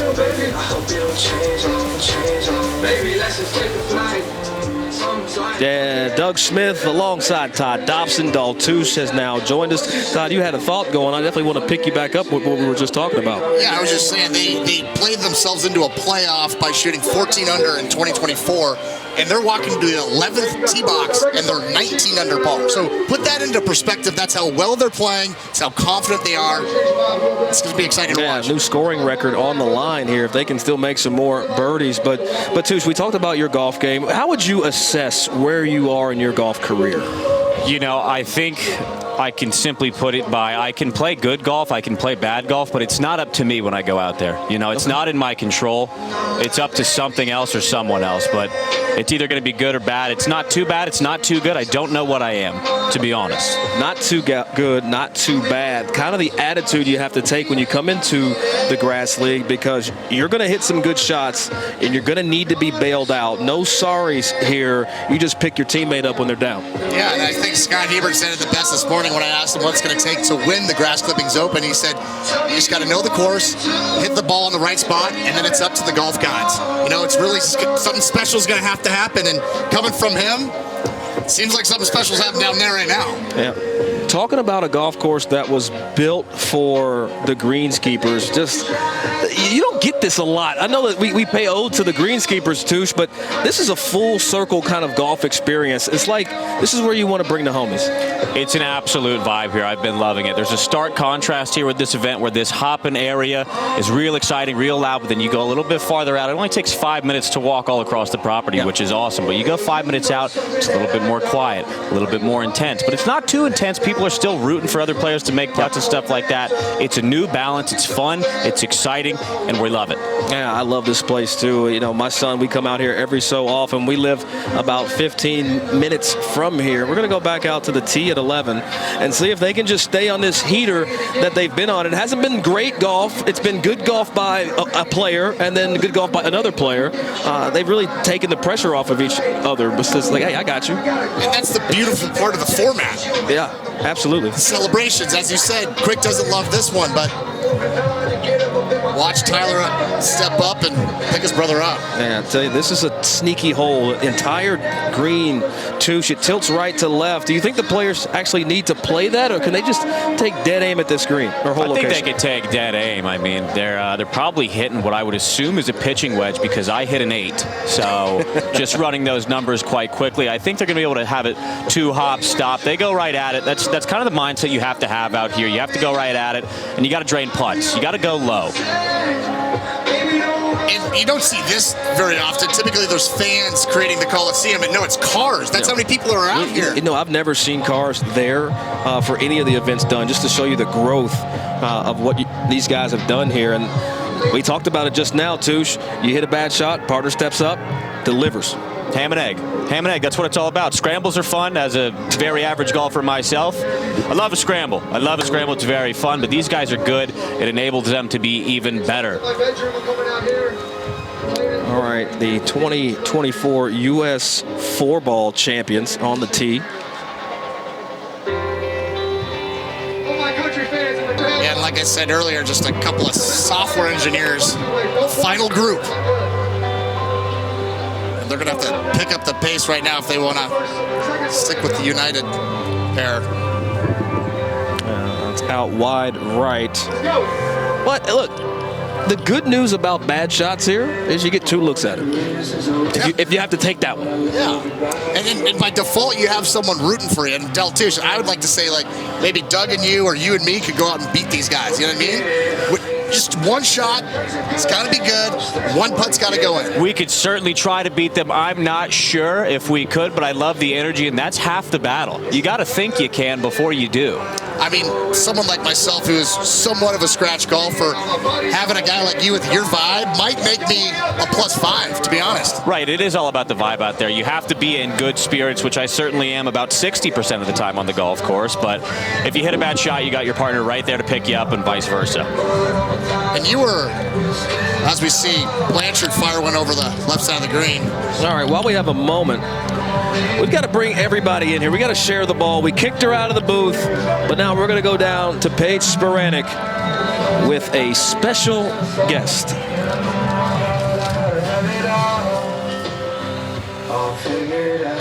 So we're here with Greg DeVincent from Gila River Resort and Casinos. That's right. And this is an incredible partnership. You are with the Grass League. How has it been so far? It's been so much fun. This is our second year at the Open. We were here at the championship in December. we've really been a big part of this event, and we're so happy to be a part of it. Everything golf in Arizona is fantastic, and us being a resort and casino partner is just absolutely the right place to be. We love golf under the lights, and we can't wait to see who comes out champions tonight. And speaking of, two people are doing really well that you are invested in. So Hannah and Freddie got a sponsor invite into the qualifier through Gila River. Talk about that process. Yeah, we work with Frederick and Anna and through Whirlwind, our golf course, and they're influencers for us. They come out and stay with us, and we're like, what better people to put into this event, and they kicked it. You know, they've done so well. It's they're 13 under right now. We're hoping to see them win tonight. So what does the future look like between Grass League and Gila River Resorts and Casinos? We're going to keep it going.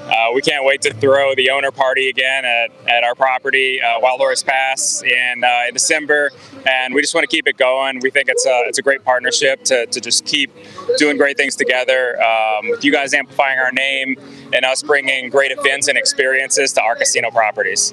We're so lucky to have you, and thank you so much for your time. Back to you guys.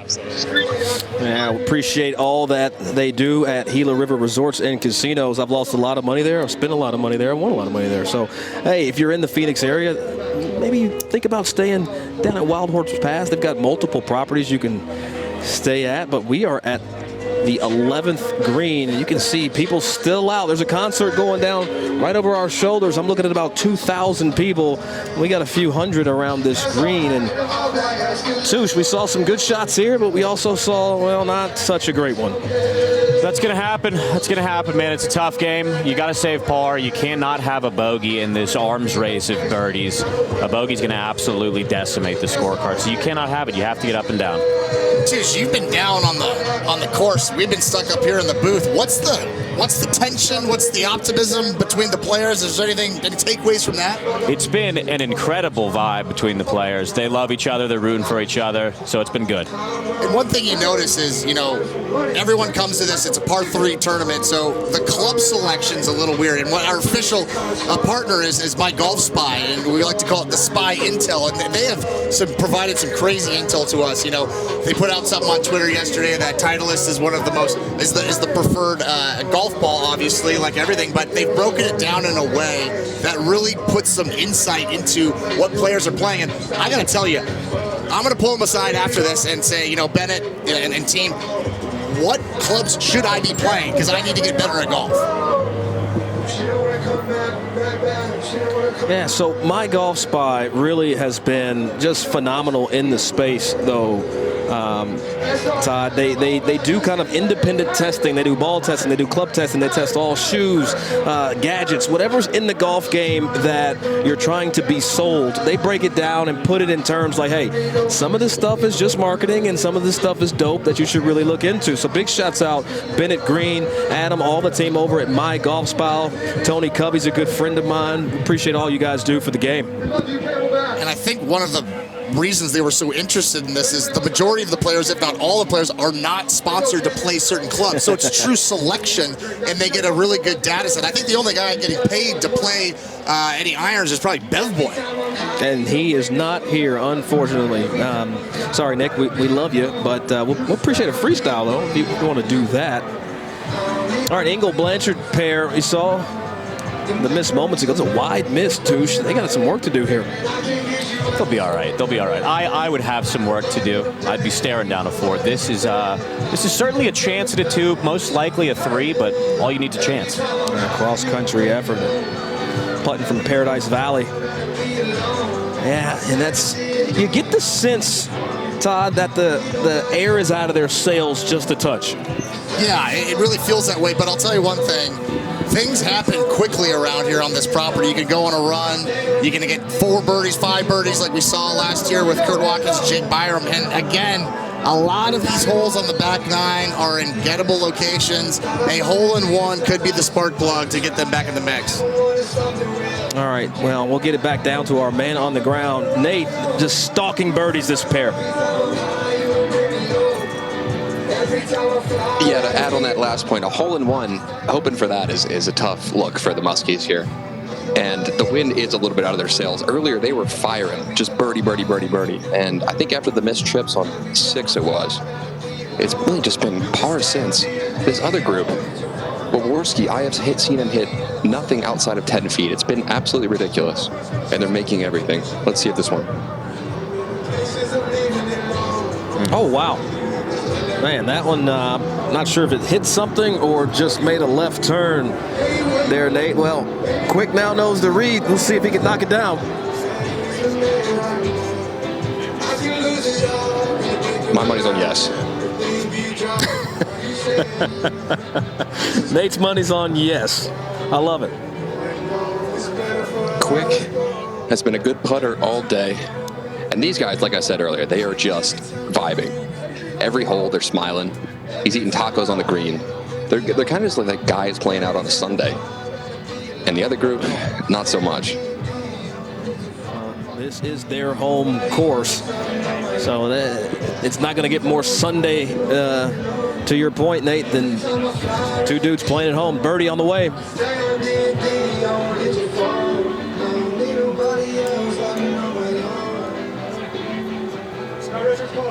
Oh, wow.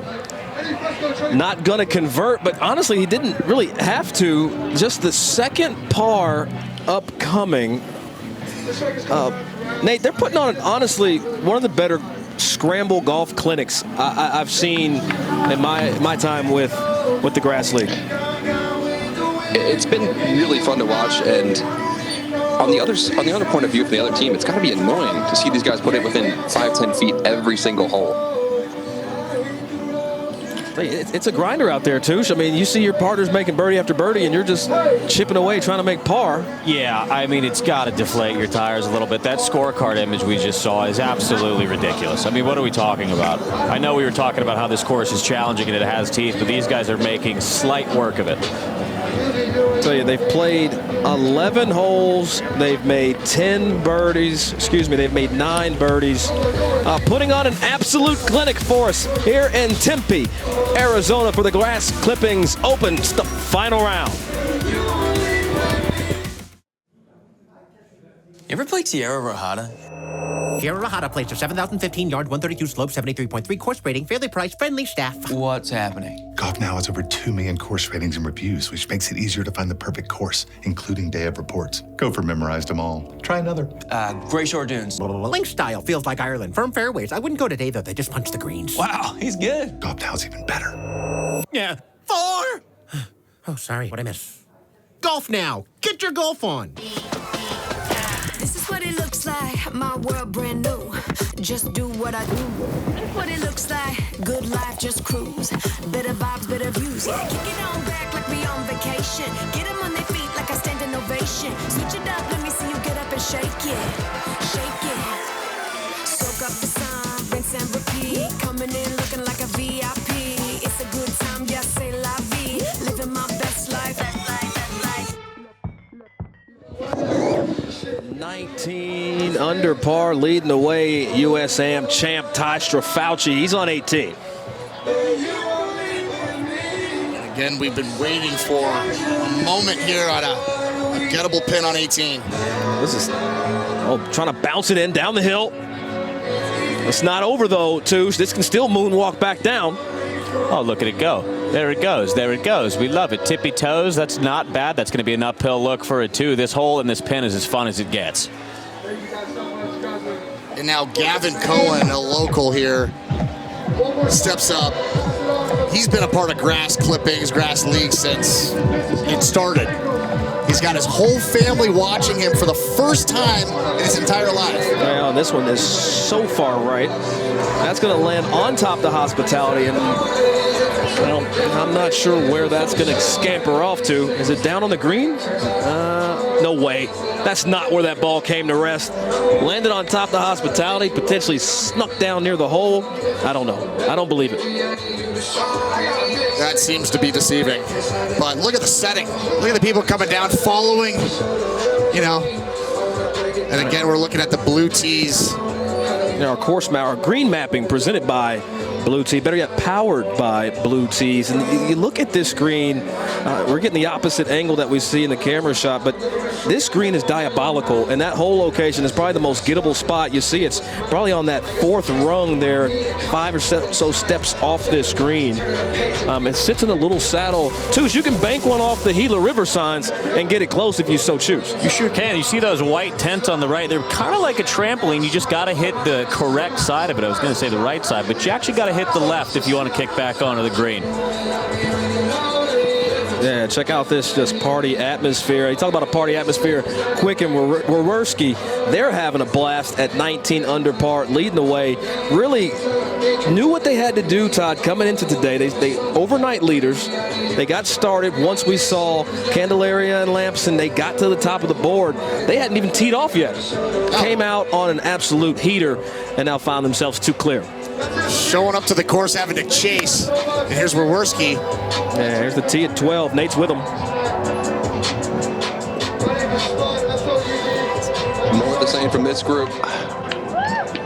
Tyler hits a great one, and now it's pretty much freed up for Austin Quick to try to get it within that. Give himself a better look at birdie here. There's the weather we thought was going to be a factor. That's what it was supposed to be. And it looks like the golf gods have parted the seas for Quick and Wawerski. It's their tournament to lose at this point. Yeah, they are in the driver's seat. And Nate, what's impressed you about this pair today? What's really impressed me is whenever somebody hits a bad shot, the other one steps up and hits a beauty. And I'm not even talking about like on the green. They hit a good one. It's within 10 feet, 12 feet every single time someone else messes up. So it's a lot of reliability on the partner and freedom to do whatever you want. Yeah, this hole is so difficult, Todd. Like, you know, I've been out here in some money games, don't tell anybody, but this hole has really shifted the match early because it's so easy to make a quick double. You hit it the front of the green, it can spin down left. You hit it long, cooked. Not an easy shot here. Really depends on the pin placement, you know. Last GCO, they put it in the front right, and Marty Fish and Brian Doxter made a triple bogey when they had a 3-footer for birdie. So let's see if Sam Engel can keep them relevant.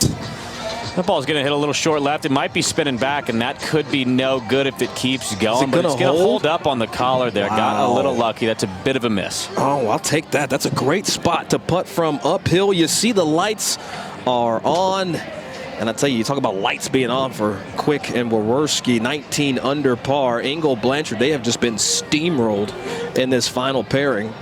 Thought they would really put up a fight. They were tied for the lead as well coming in, but it has been a Wawerski Quick show this evening. But as we've seen, Aces Wild can do a lot of damage. That's me trying to speak one into existence. You got any aces? Got 6 personally. Oh, okay. All right. What? And you? 1. Okay. And me? 0. Here we go. All right, Nate, how many you got?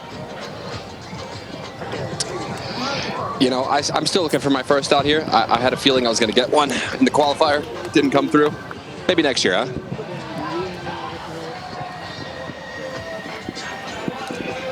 And you had mentioned, Doug, about what's impressing Nate Hill down there. You know what's impressed me is Del Touche and Nate Hill coming onto a broadcast on the Golf Channel seamlessly. And maybe Del Touche, can you tell us a little bit about yourself, your background? Yeah, 100%. I've been a live streamer for about 8 years on Twitch, so I'm not afraid of the camera and being live. I will say my heart rate was extremely elevated before that first little camera action on AT&T. My palms were so sweaty, the microphone handle was glistening.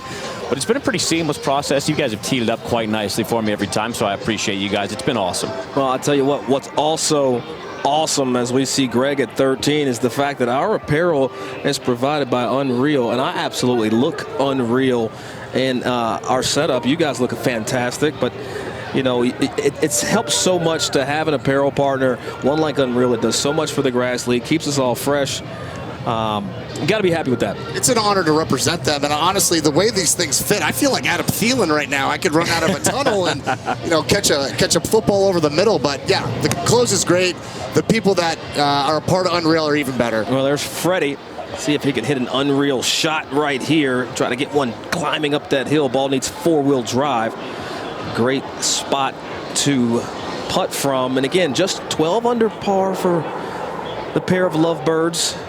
It would have been great if they went to New York in the draft, so I really could have made that Lovebird call. Yeah, again, I think a bunch of franchises are kicking themselves that they let them slide so long in the draft. The draft process here, you talk about that. What you have so many things to factor in, like team chemistry. Can they play? Like, what would you look at in a team if you're going to take them in the draft? I would look, as we look at Gavin Cohen or Tyson Fracci, excuse me, trying to finish it out and get them to 13 under. Does it?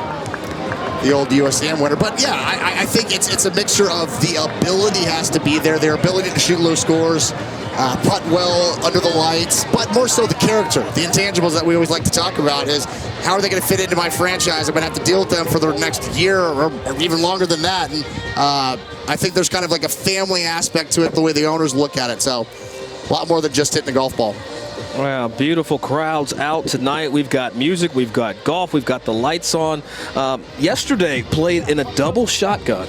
Love that. Had a group go off at 11 o'clock a.m. They played. Then we went back out at 5 p.m.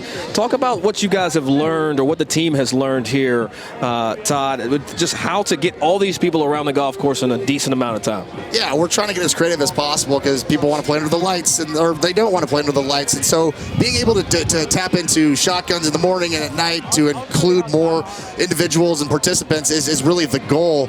But, if you talk to a bunch of players across the board from the qualifier from yesterday to today, it's really a matter of timing. You get lucky sometimes. You avoid that wind or you get caught into it. All right, back at 12. Nate is with this group. Quick and Wawerski trying to get another one. And they do. It's just out of this world from this too.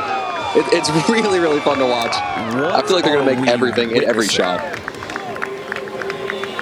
And, we always worry or talk about, we don't want to see this outcome or that outcome, and you don't want to see someone run away with it. But at some point, maybe it's great just to watch brilliance, because this is truly brilliance taking place right now. Now, let's go back and take another look. I mean, I haven't seen a pair of players just make everything.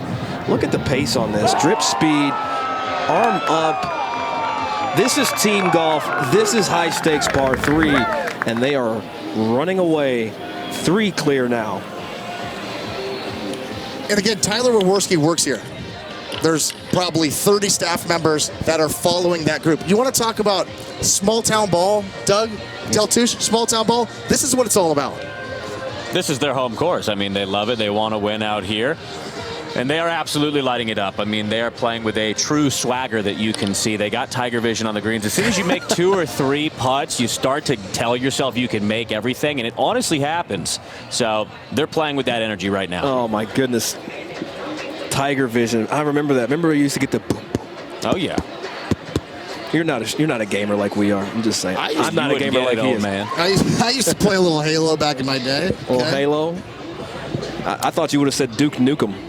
Never heard of it. Exactly. It was like the first-person shooter game probably ever. Well, Deltouche, I don't know if there's any similarity to gaming, but, in this situation where the Muskies are kind of being just beaten, there's the running out of wind in their sail. How do you reverse course and get back on the path to content? Well, someone's just got to step. I mean, it is what it is. You might not be able to beat them, but that doesn't mean you can't finish strong and hold your head high. You might not be having your best day, or someone might be having a better day than you. That's just the way it goes. But go ahead and finish strong. And Nate, what would you have anything to say about that, gaming and golf-wise? How do they correlate? I mean, gaming and golf, it's really a little bit different, but some similarities. You gotta practice a ton. You gotta do. Sorry, one sec.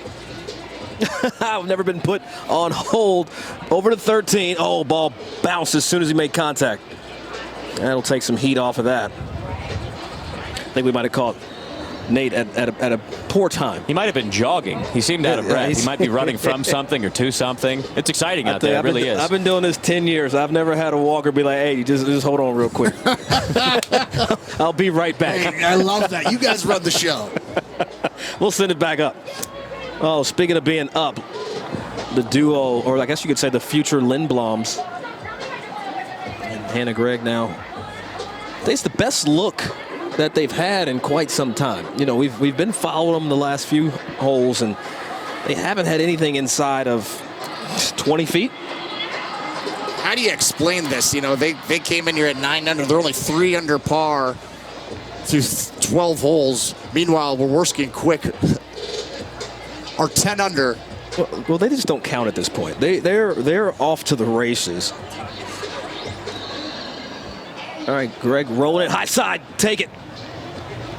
Dude, I tell you, with the few putts that we've seen this team make, it's not Freddie. It's been Hannah. She's had the wand working. The women can play in this league. If you know anything about the grass league, they have a tendency to hang around the top of the leaderboard, if not win. And that was a great putt uphill. They made bogey on the last, so that was a pretty necessary birdie. Great pace, great line, just right in the bottom. Tell you, thinking of other players in this field, that pairing of Jennifer Song and Willie Mack III, they were able to shoot 7 under par. They got to 13 total for the week. But let's talk about the upcoming events, Todd Dobson, on and through the Grass League, the GL Series. Let's talk a little bit. We're here right now, Grass Clippings Open, and then in September. Yep, we're going to finish up here. Then we're going to head to the West Coast. Even further on the West Coast, we're going to go to Oceanside for the Summer Grind, which is a team aggregate event. You gotta field a full roster and keep everybody involved. So that's a unique championship, hence why it's called the Summer Grind. And then we bring it back here. We finish it under the lights. The GL Championship, it's our Super Bowl. The GL Championship, you see the league franchises, the Horsemen of Dallas, the Hollywood Hitters, Vegas Action, the Los Angeles Roses, Michigan Auto Aces, the Minnesota Muskies, the Bluebirds of New York, Phoenix United, the San Diego Munis, Scottsdale Strikers, and Tampa Bay Swamp Dogs. I am so impressed that I can do that off the top. I'm really starting to dig this Grass League thing. Finally, you're buying it. I'm here. But those are some pretty sweet franchise names, wouldn't you say, Del Touche? Oh, yeah, Swamp Dogs take the cake. Logo and name combo. Nate, what's the holdup here? That is a good question. I'm thinking the same thing. Austin Quick. I'm back. About that, I was about to answer. I got hit by a huge dust storm, and I called it quits. That's my bad, guys. But anyway, Austin Quick played a bit slow on this tee box. This is actually a tougher hole than it looks downhill, but it is so hard to keep it on this green. Got to let it short. Let's see what he can do here. Well, while we have a quick moment, I do want to give a quick shout out to our drone operator, because the wind that is blowing right now and the shots we've been able to get have been unbelievable. Shout out to Chris Clark, my guy. Quick. Well, I tell you what, I don't know, too, if they're bad shots or good shots from this group tonight. I mean, with the way their putters are working, it doesn't really matter. As long as it's on the dance floor, they're giving themselves a chance. I mean, I think they're going to make that. It's going to be uphill. It might look like it's slide a foot left or right. I can't tell from here, but putters are hot. That's all you need. Yeah, another beautiful evening here in Tempe, Arizona. We're only about 15 minutes from downtown Phoenix. And I don't know if you guys can feel it. Oh, and he gets lucky. That should have been in the Zoom. That is crazy. That defies gravity. Tell you what, if you're just now joining us, let's talk a little bit about this tournament format. We're talking 11 franchises. The franchises aren't teams. The pair of players, that's the team. You got 4 two-man scramble teams per franchise, so had to pick up a couple in the draft. Todd, we can talk more about that. 36 holes, 2 nights. It's 3 nights if you go through the draft and play. 150 bands on the line, and it's only going to grow. Yeah, and I think if you ask the players, they don't give a rip about the money. They want to win. They want to be the Grass Clippings Open champion. It's kind of like the Masters at this point. It's the Masters of par 3 golf. It's not about that. And, you know, this format is made for television. We're in the television business, I guess. You are now. And when you got guys making putts, women making putts, fist pumping, high-fiving, That's what we're looking for. Yeah, 2-year deal just announced with Golf Channel, so you'll see more of the league, the GL League, coming at you whenever we got something going on. Okay, we just saw a ball long sail, got saved. And again, everything left of your camera shot right now, that is the Phoenix Zoo. So there should have been some lion and tigers and bears chewing on that golf ball. Yeah, and I'm just waiting for the day that, the fence falls over and, there's a tiger loose on the course, and it's not the Las Vegas Action mascot. We don't want that. No, we don't. We don't want that at all. No, they got good security over there. Okay. Tell you, Nate, I love this golf swing. Yeah, Blanchard's got a lot of potential. And I was hoping they were going to do really well. It looked like a little back and forth between the two teams. I'm praying for a birdie here. I want to see some smile. Well, it's a limbo night. How low can they go? Austin Quick, Tyler Wawerski, Phoenix United in the lead.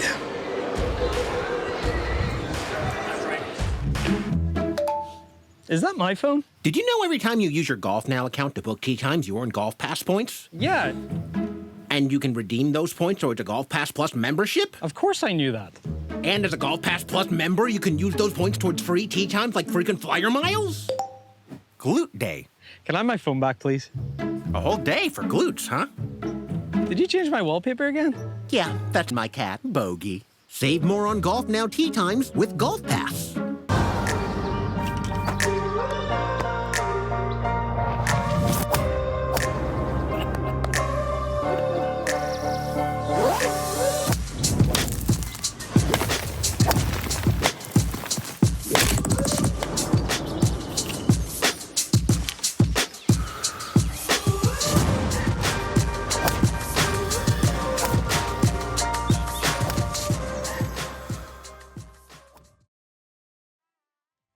Turn up the lights.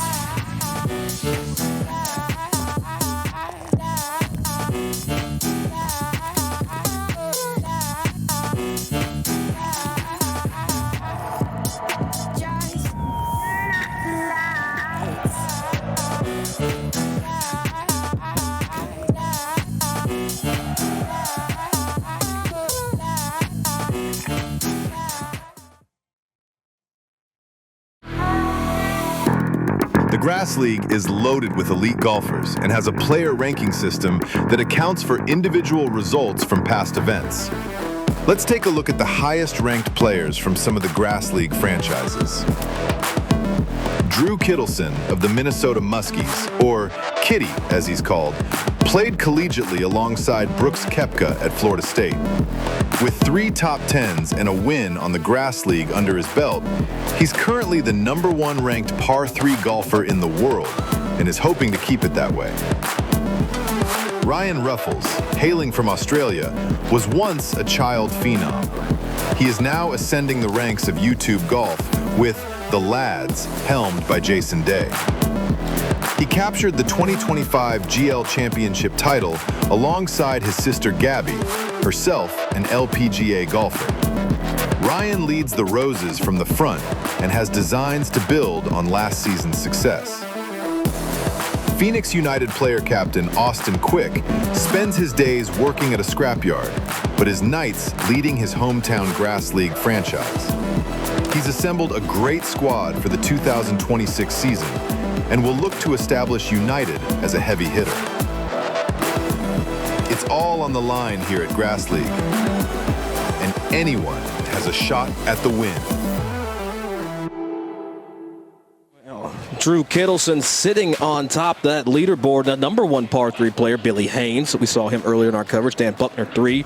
Ruffles, who we just talked about, 4. And his sister's right behind him. That's the top 5 players. Doug Smith in the booth. Todd Dobson, Paige Sporanic, 2. Well, we had to kick him back out. He's going to catch up with us here in a few. Nate Hill is still on the ground. And let's take it down to Nate Hill. Austin Quick looking to make yet another birdie here. His partner missed short right. Got a good read, though. Yeah, a lot of pressure on this putt, but not really, to be quite honest. They are 3 clear.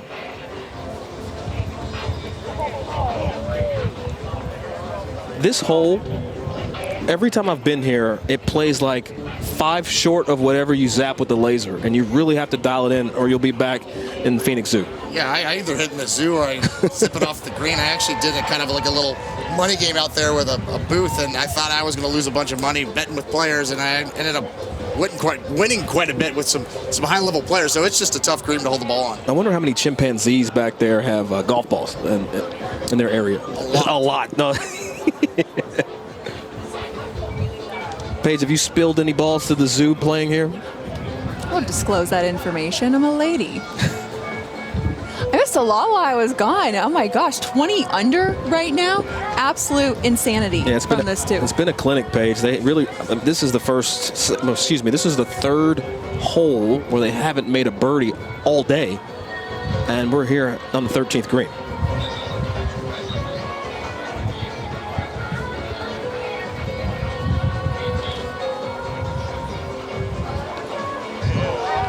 Blanchard gets one to go. And again, as Paige steps into the booth, the wind picks up a little bit. Paige, what is it, Miss Chicago? This thing isn't over yet. It isn't over yet. I was brought in to make it interesting. Facts. Okay, and as we head over to the next hole, a little uphill par 3, 18 holes of par 3 golf under the lights. Last tee time, you said it's 10-something o'clock? 10:50 p.m. Come on, so you can have dinner, put the kids to bed, and make your tee time by 9 o'clock. Yeah, I mean, it's the best. It's all I ever wanted. Once I had kids, I said my golf game was going south, and then, the lights turned on, and I'm still hanging around. All right, well, let's get the conversation back down to Nate Hill.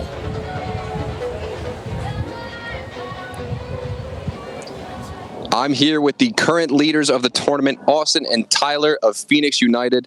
How are we feeling, guys, and what did you guys eat for breakfast? What is going on? Man, scrambled eggs. Simple as that. And it worked both days in a row. Let's keep it going. With my best friend here, favorite course I've ever played, and just having a blast. So routine, do not interrupt it. Best friend. So I was going to ask, how did you guys get paired? And is this your first time playing here? It's my 4th time playing. Yeah, so I'm a veteran now, and ready to go. Got the best guy in the world on my shoulders right here. We met on a flight to Argentina. You met on a flight to Argentina? Yeah. Latin America. So when he got picked up, you said he's got to be my teammate? His kids know the owners of Grass League and the owners of our team, and he's like, give me my dog. And first event 2 years ago, we tied for the lead, lost to Kittleson. Yeah. And, man, this is just the best. It's the best. It's the best. Does it feel good to get a little bit of that get back against the Muskies after you lost that playoff on 18? Come on, dude. They're all our friends, dude. We love everyone out here, man. It's just so fun. I will say they have been friendly to the other group. It hasn't really been competitive.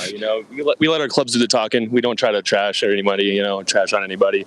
Like, just have fun and play the game we love. Austin and Tyler from Phoenix United leading in the clubhouse. Good luck, guys. Back to you guys. Well, we appreciate that, Nate. And look, let's get right into some of the highlights. You can pick whatever hole you want to. They only have 3 pars on the day. This back at the 9th. The lights weren't on just yet. Buck 68. Paige, they've just been throwing darts all day long. I mean, the ground force in his swing, though, that he used. I love that. I need more of that move in my swing. All right, well, we saw the up. There was the putt, quick, converted. And that's what it is. He had scrambled eggs for breakfast, Todd. It's been ham and an egg all day, back at the 10th. Quick here, picking him up after Jaworski put it over the green. And again, it's just a lot of ham and egg. I wonder if he had ham on his eggs. How about that? Look at that early walk a la Kevin Na. Just go ahead and get it. And then, all right, they made a par on 11. That was boring. But then this half bomb at the 12th. And that is not an easy putt. Let me tell you that. That is not an easy putt. It breaks both ways. But again, he works here. This is his 4th event out here. He's a veteran, and it pays to know the course. Yeah, it does pay to know the golf course, having that little bit of local knowledge, and it has shown tonight. Jaworski and Quick, they got out to a quick start, and they have not looked back at all. You see them right there, 20 under par. Still holes to play.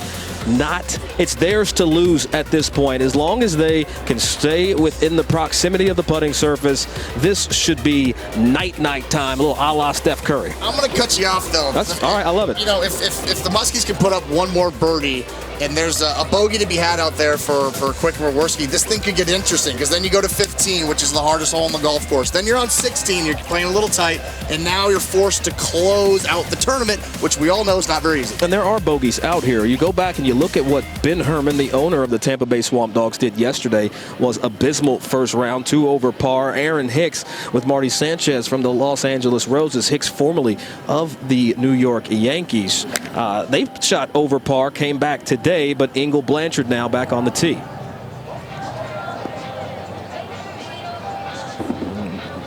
It's going to have to be a little bit closer if they want to make birdie and get back, stay relevant here. Well, I'll tell you, Paige, it seems like they've just gotten tight, knowing that you have to just throw darts. They haven't really converted anything close off the tees.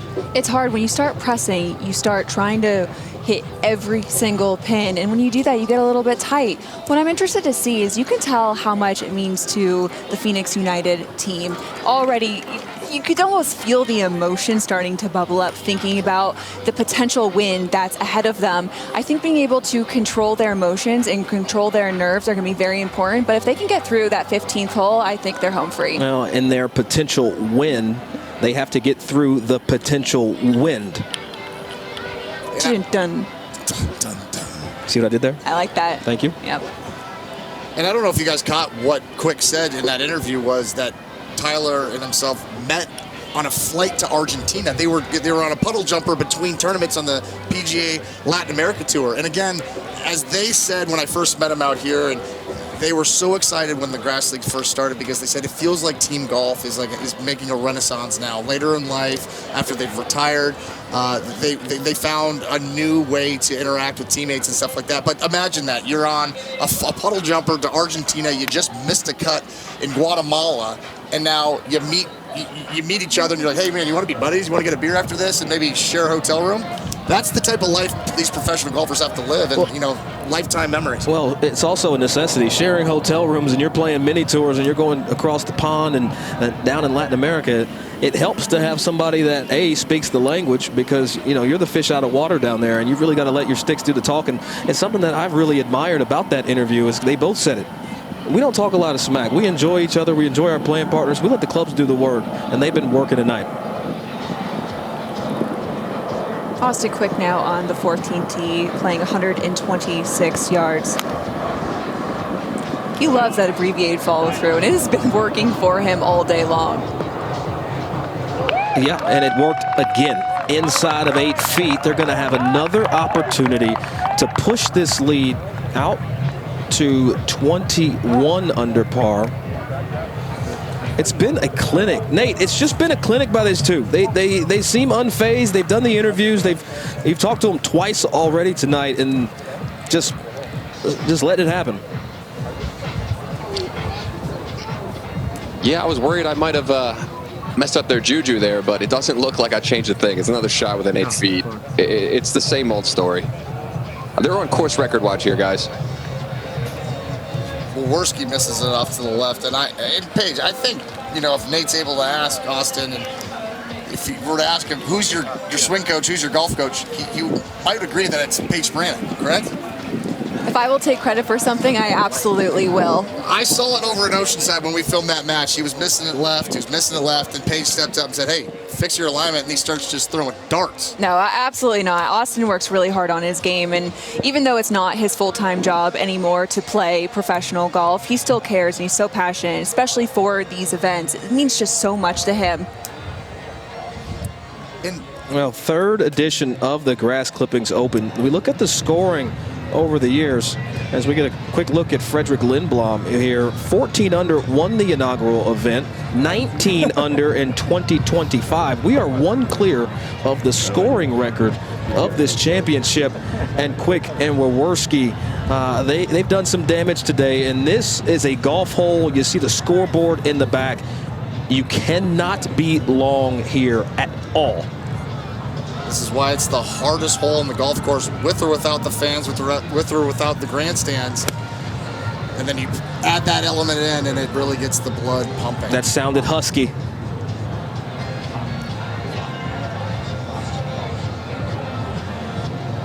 Hannah already played, and she missed the green, but that's not a horrible place uphill putt. You got to putt it through 2 sunken elephants here in this green. This is one of the most diabolical greens in the state, in my opinion. There's only so many places you can put a pin on that green that would be considered legal or can allow a ball to go in the hole. And as we see in the left corner there, like in the qualifier they had it bottom left, and people were just running it off the green when they had a birdie chance. Yeah, green mapping powered by Blue Tees. Paige, you're part of the Blue Tees team. This is so helpful to see that high side of the green, kind of in that middle right side.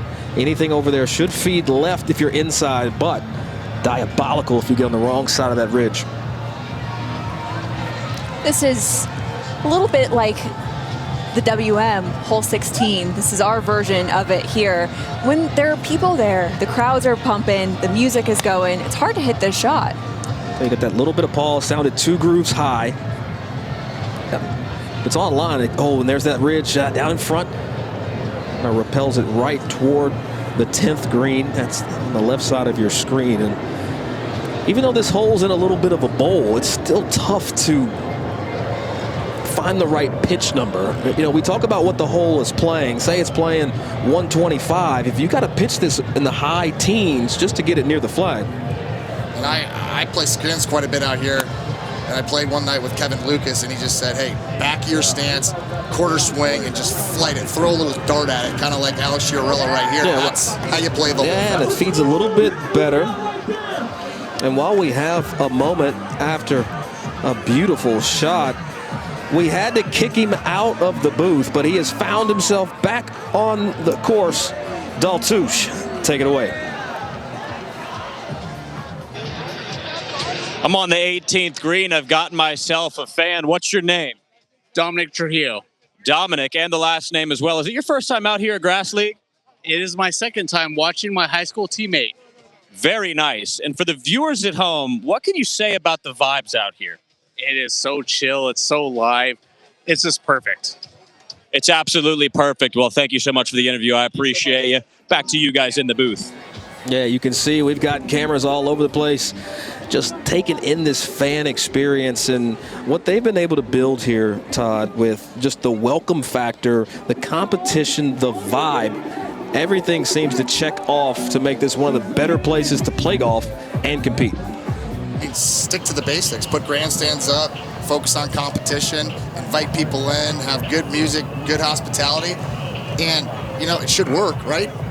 It should. Okay. On paper, it should work. You know, it's not rocket science, and but it seems to be working. So, way to sell it, Todd. You really brought that home. Yeah, but he did at the same time. I mean, this is what we all starve for within the game. We want to be welcome. We don't want to be rushed. We want good vibes. You come out here, wear your hat backwards. There's no dress code.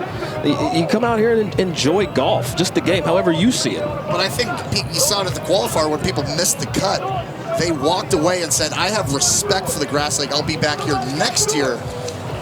As, whoa, this needs to put the brakes on. Yeah, there's the ridge there, deep. And I'm going to say that, you know, they're starting to look like they're going belly up. And, you know, you don't know much about a muskie, but what happens when you catch a muskie? I caught one of a trophy fish when I was 12 years old, and you bring them up from the depths. They go belly up because of the oxygen and the changing of depths. And then you got to sit there, bring them back over, and you got to stroke them back to life, and then fish. Yeah. See if you can stroke this birdie putt in. Here's Marcus Mullen. As we see in the left corner there. And there he is trying to roll it in and does.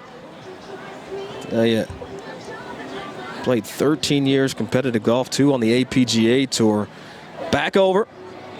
14. Wow, and that was lame. Again, this thing's not over. They can't make everything? They should. I mean, we've seen them do it today.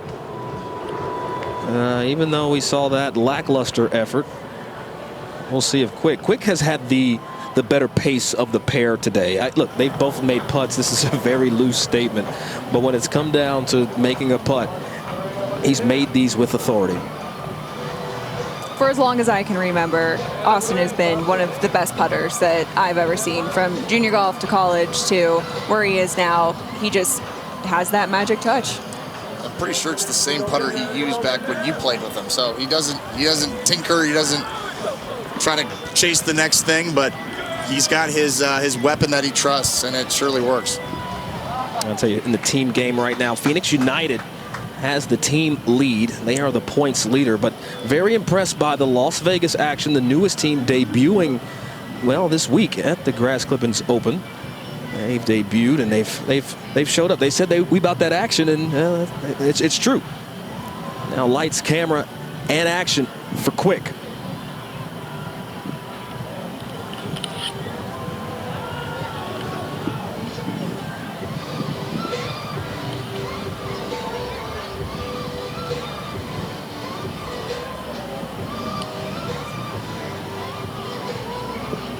Now we said Paige, he's been putting it with some authority, and that one, I just got it on the low side. Thought the feed froze for a second there. That buffered. Tell you, he has been, and we'll get it down to Nate. Nate, when he's gotten over these putts, he's taking his time just standing there. Yeah, looking a little bit like Austin Cantlay there on the last one. I had that putt just right edge with pace, but they decided to take it a little bit slower and try to go outside on it. First miss I've seen in a while. I think you were referring to Patrick Cantlay, Mr. Pitter Patter. Tell you, Patrick, we got to get to him late in his pre-shot routine to get him on time. But Nate, the air has just seemed to leave this team, the Engel and Blanchard. But we've seen crazier things in this league. You know, 15 coming up.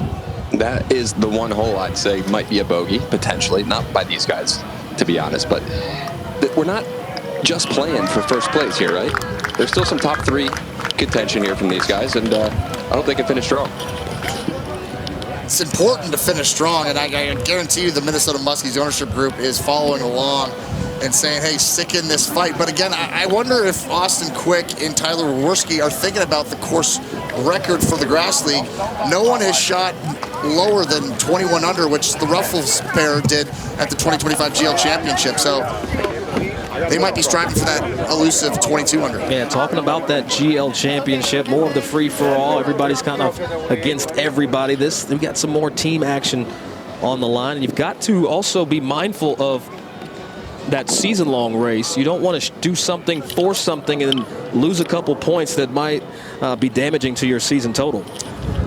Yeah, and people might ask, what's so important about the season points race is that this operates just like any other professional sports league. There's revenue share, and the Lions' share of that revenue share goes to the season points race winner, which the Munis did for the first time last year. And again, Paige, it's about building a roster top to bottom.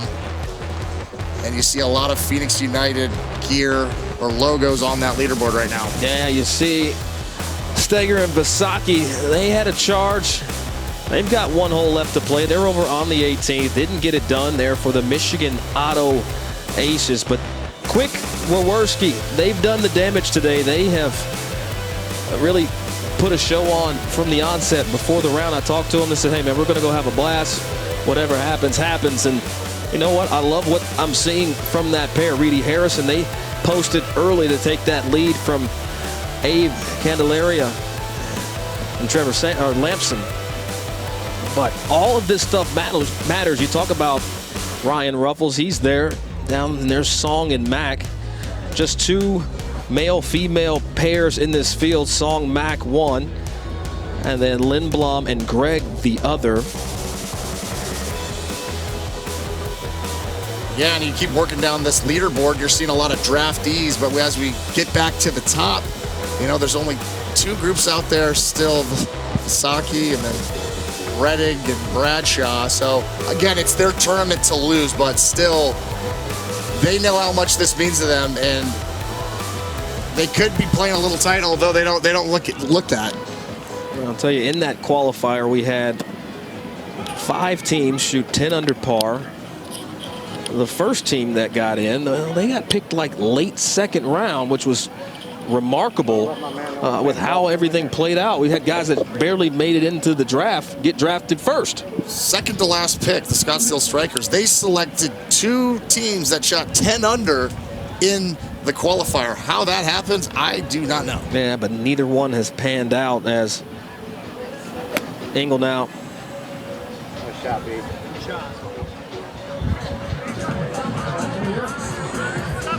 Is that going to hold on that left side? Have you seen that before, Doug? I have never seen. I'm not sure what I'm looking at right now, but anybody that wears a vest really appreciates their muscles. I'm just saying that. And then we'll get back to the green mapping powered by Blue Tees here in Page. I don't even know where you're supposed to hit it on this screen. That graphic just gives me anxiety. That's a hit and hope. Pray to the golf gods and fire away. Shot on the way for Blanchard. That's on the wrong side of that ridge. Tell you, Todd, some breaking news I've heard is that the LA Roses may be bringing another player with them into the summer grind. Can't confirm or deny those rumors, but those are the moves that happen throughout the Grass League. Players can be picked up late in the field and kind of take the place of another player that may have scheduling conflicts or something like that. I'm not going to say more than that. We'll talk. I'll give you more later. Kidding me? Can't they? You know, there's a lot going on behind the scenes. Here is Quick. As Paige said, this is a hit and hope kind of hole. Punching it down. Got a hold. That's not too bad of a spot to leave it in. All right. Not the worst shot. Todd Dobson, you just seem absolutely floored by the news. Yeah, I mean, you can't just throw those breadcrumbs out there and expect not to jump out of my chair, you know. You're going to have to divulge the information at some point. Well, let's say some broadcaster may or may not have been approached. Whoa. Okay. I can put 2 and 2 together. Let's see. That's down in front. Has to get up. And that will rappel back down.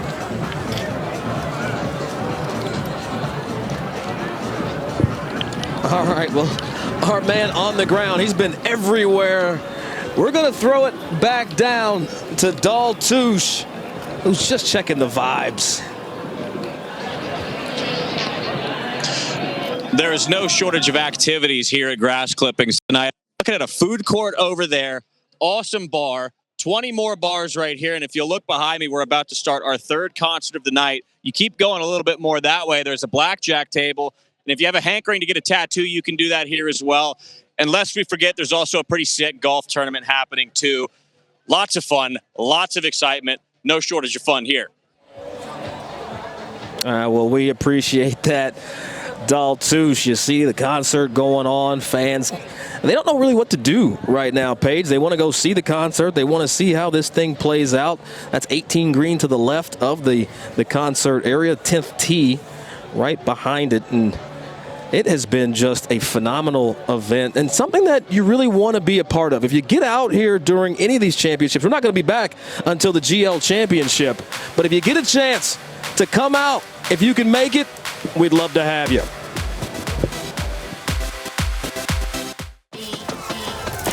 Gonna have a good time, gonna be a good day.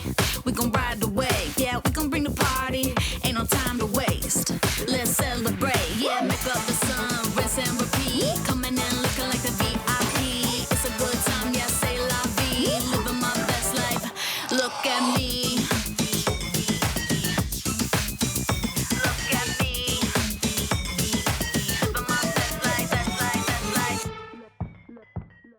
Too many accident victims settle for far less than they deserve.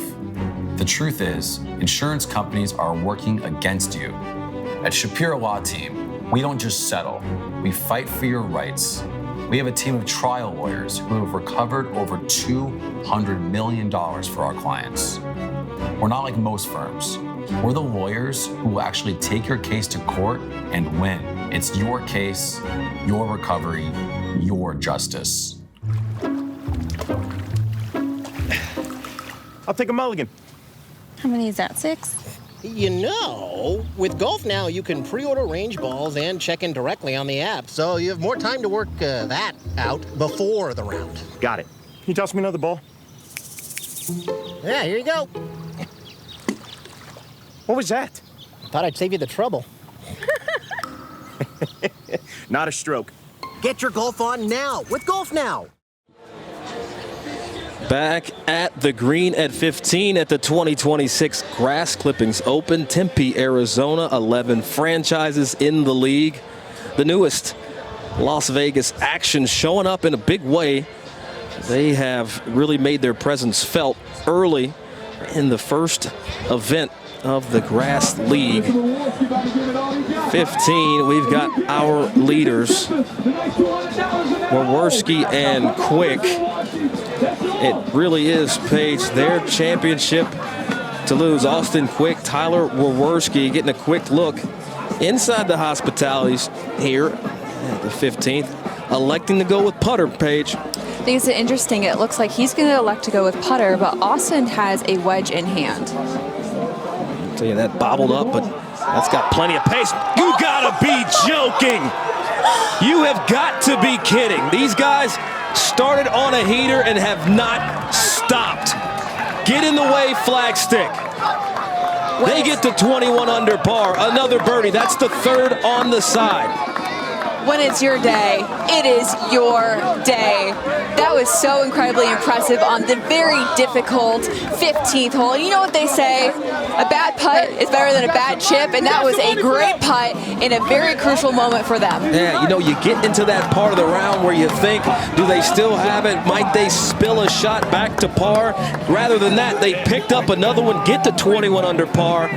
And again, they are having the most fun of anybody out here, well, minus you and I.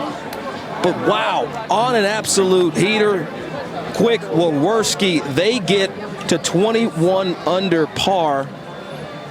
Waworski turned pro back in 19, competed on the Korn Ferry Tour, works in the pro shop, and now the pair of Engel and Blanchard trying to answer, see if they can keep some pace. Oh, and that was a great effort. I tell you, Nate, it's been electric. You see a putt like that fall, just gets the people going. Yeah, and I said that might be a bogey spot. Not for these two. It's just par for the course. We got a couple more holes, and they might break the record here, I'm saying. Well, they are looking like they will do that. I'm trying to speak it into existence, but they have another putt, and Nate, still some conversation down there. Just got to get it to the hole. Yeah, between these two, I mean, they just came up right on the edge there. I thought that was in. The whole crowd did. You heard the groans. I'm hoping for Blanchard here. Tell you what, this seems like it's probably the livest part of the golf course. Birdie putt now. Low side the whole way. I think sometimes in scramble formats, you feel like you need to be so aggressive, but you still have to have the proper speed to make those putts, especially on these greens. They're so touchy.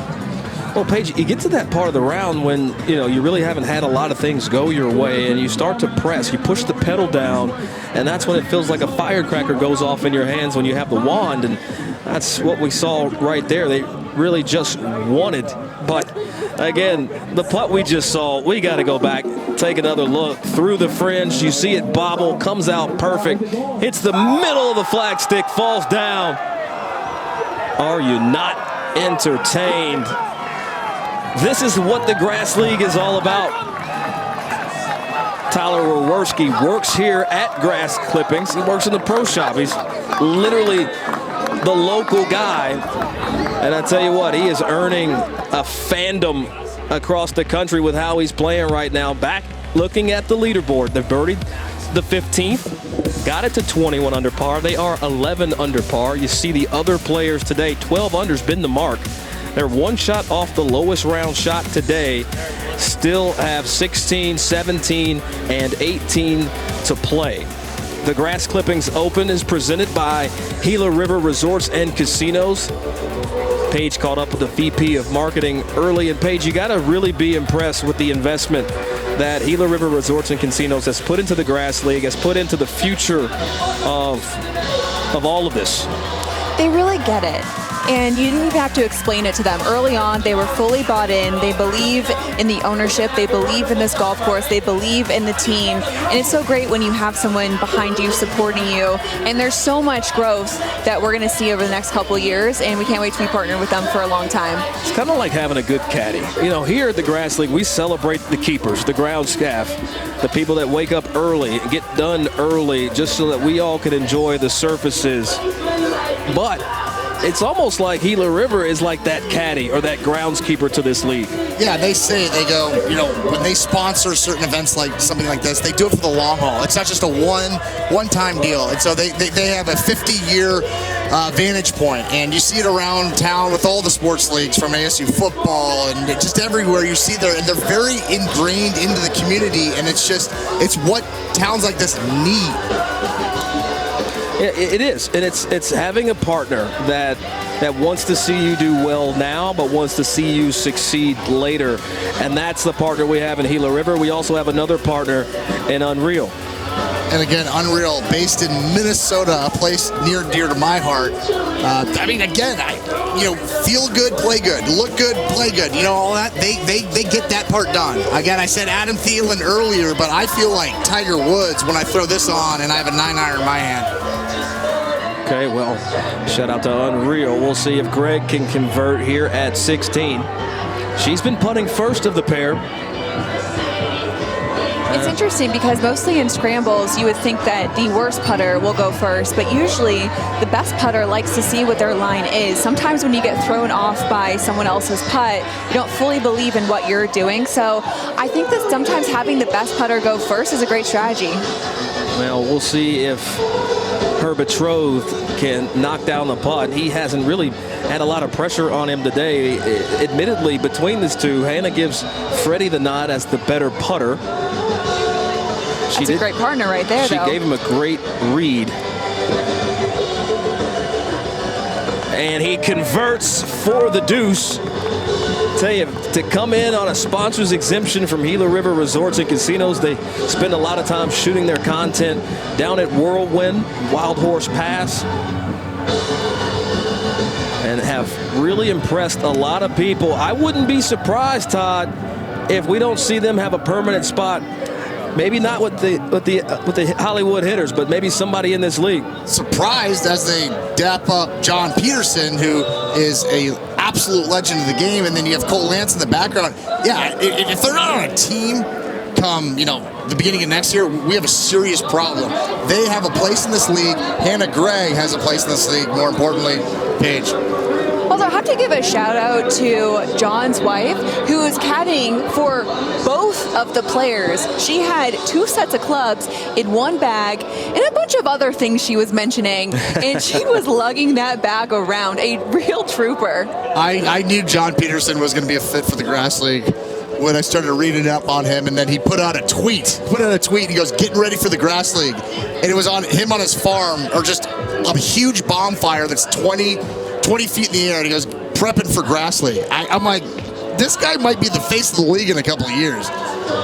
One thing that's been really nice to see is a lot of the players here have played at a really high competitive level, and when you're playing at that level, it can beat you down. And so to see Austin have so much fun out there really just warms my heart. No, I think you hit the nail on the head. A guy like John Peterson, you can only imagine he won a college national championship as in the individual national championship.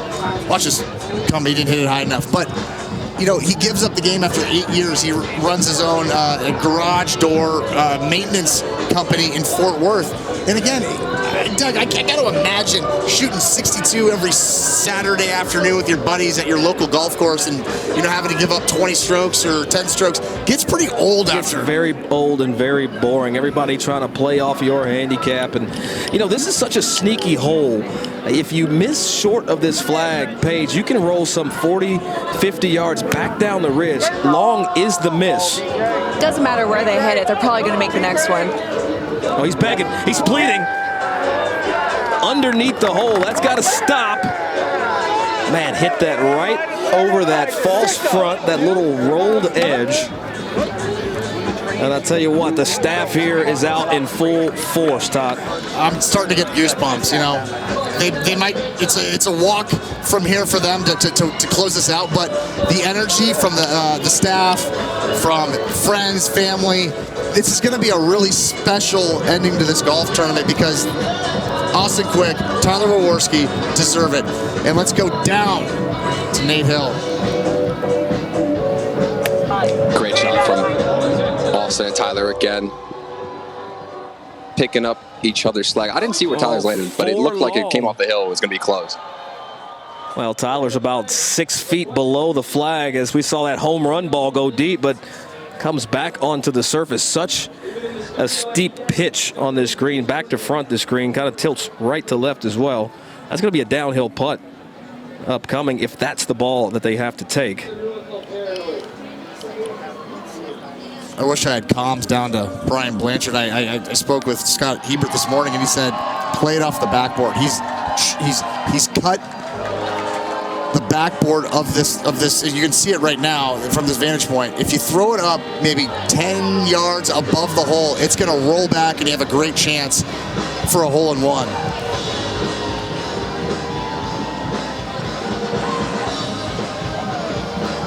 One of my favorite holes out here. I think it's underrated.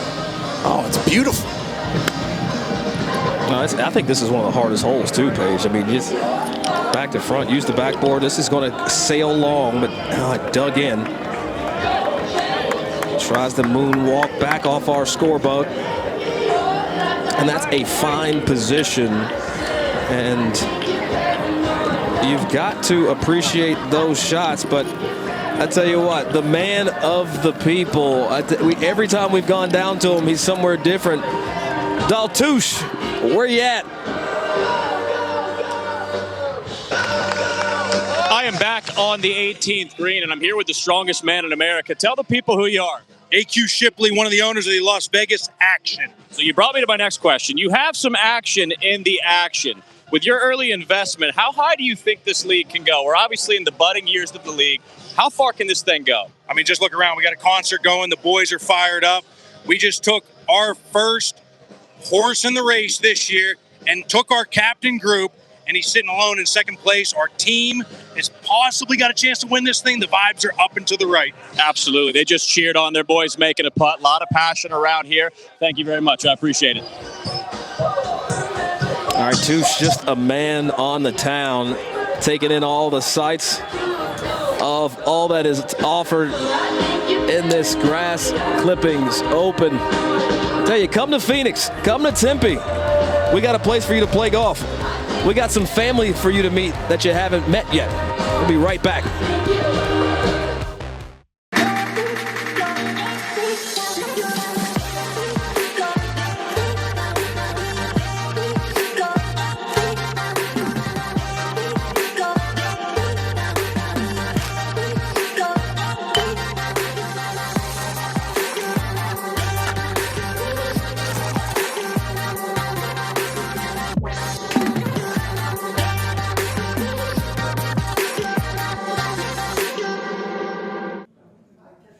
Ever play Tierra Rojada? Tierra Rojada plays a 7,015 yards, 132 slope, 73.3 course rating, fairly priced, friendly staff. What's happening? Golf Now has over 2 million course ratings and reviews, which makes it easier to find the perfect course, including day of reports. Gopher memorized them all. Try another.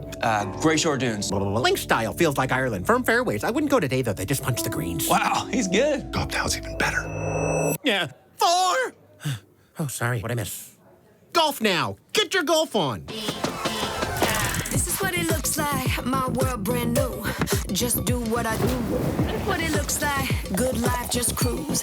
Better vibes, better views. Yeah, kick it on back like we on vacation. Get them on their feet like a standing ovation. Switch it up, let me see you get up and shake it. Shake it. Soak up the sun, rinse and repeat. Coming in looking like a VIP. It's a good time, yeah, say la vie. Living my best life. Yeah, back at the Grass Clippings Open. Upcoming events in the GL Series. Right now, we are at the Grass Clippings Open. That's tonight.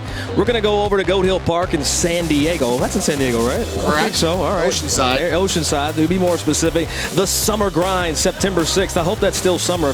Not sure if they misnamed that. Kidding. But GL Championship comes back right here to Grass Clippings at Rolling Hills, December 5th. Go ahead and put those 2 dates on your calendar. We're going to have those on Golf Channel. And, you know, we can't put on an event without having folks that put it on. And a big shout out to the AZ Golf Association. If you're in Arizona and you're going to play the state organization, that is where you sign up for all your championships. Big shout out to what they've done and the rules side on getting this course ready for championship golf. Yeah, and it adds a level of legitimacy to the league and everything. You know, they're out here running this like a true golf tournament, regardless of all the antics outside the ropes. And the Muskies trying to save face here. Blanchard. It's a must make for team morale. Now, the Muskies, it feels like they've been caught and not thrown back. Paige, yeah, that's a great point. But Paige, we keep trying to talk about it when you were outside the booth. How do you reinvigorate a pair like this when you know kind of your fate has been already settled? I think with golf, you know that going in some days, it's just not going to be for you, and that's fine. They're going to bounce back. They're going to play well in the next event, and I have no worries at all when it comes to this duo. We're almost kind of playing for the next tournament at this point. Get a little momentum and have some good vibes going out of this one. All right.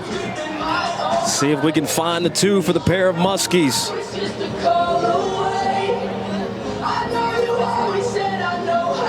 I love seeing Nate just down there in the back and watching birdies fall.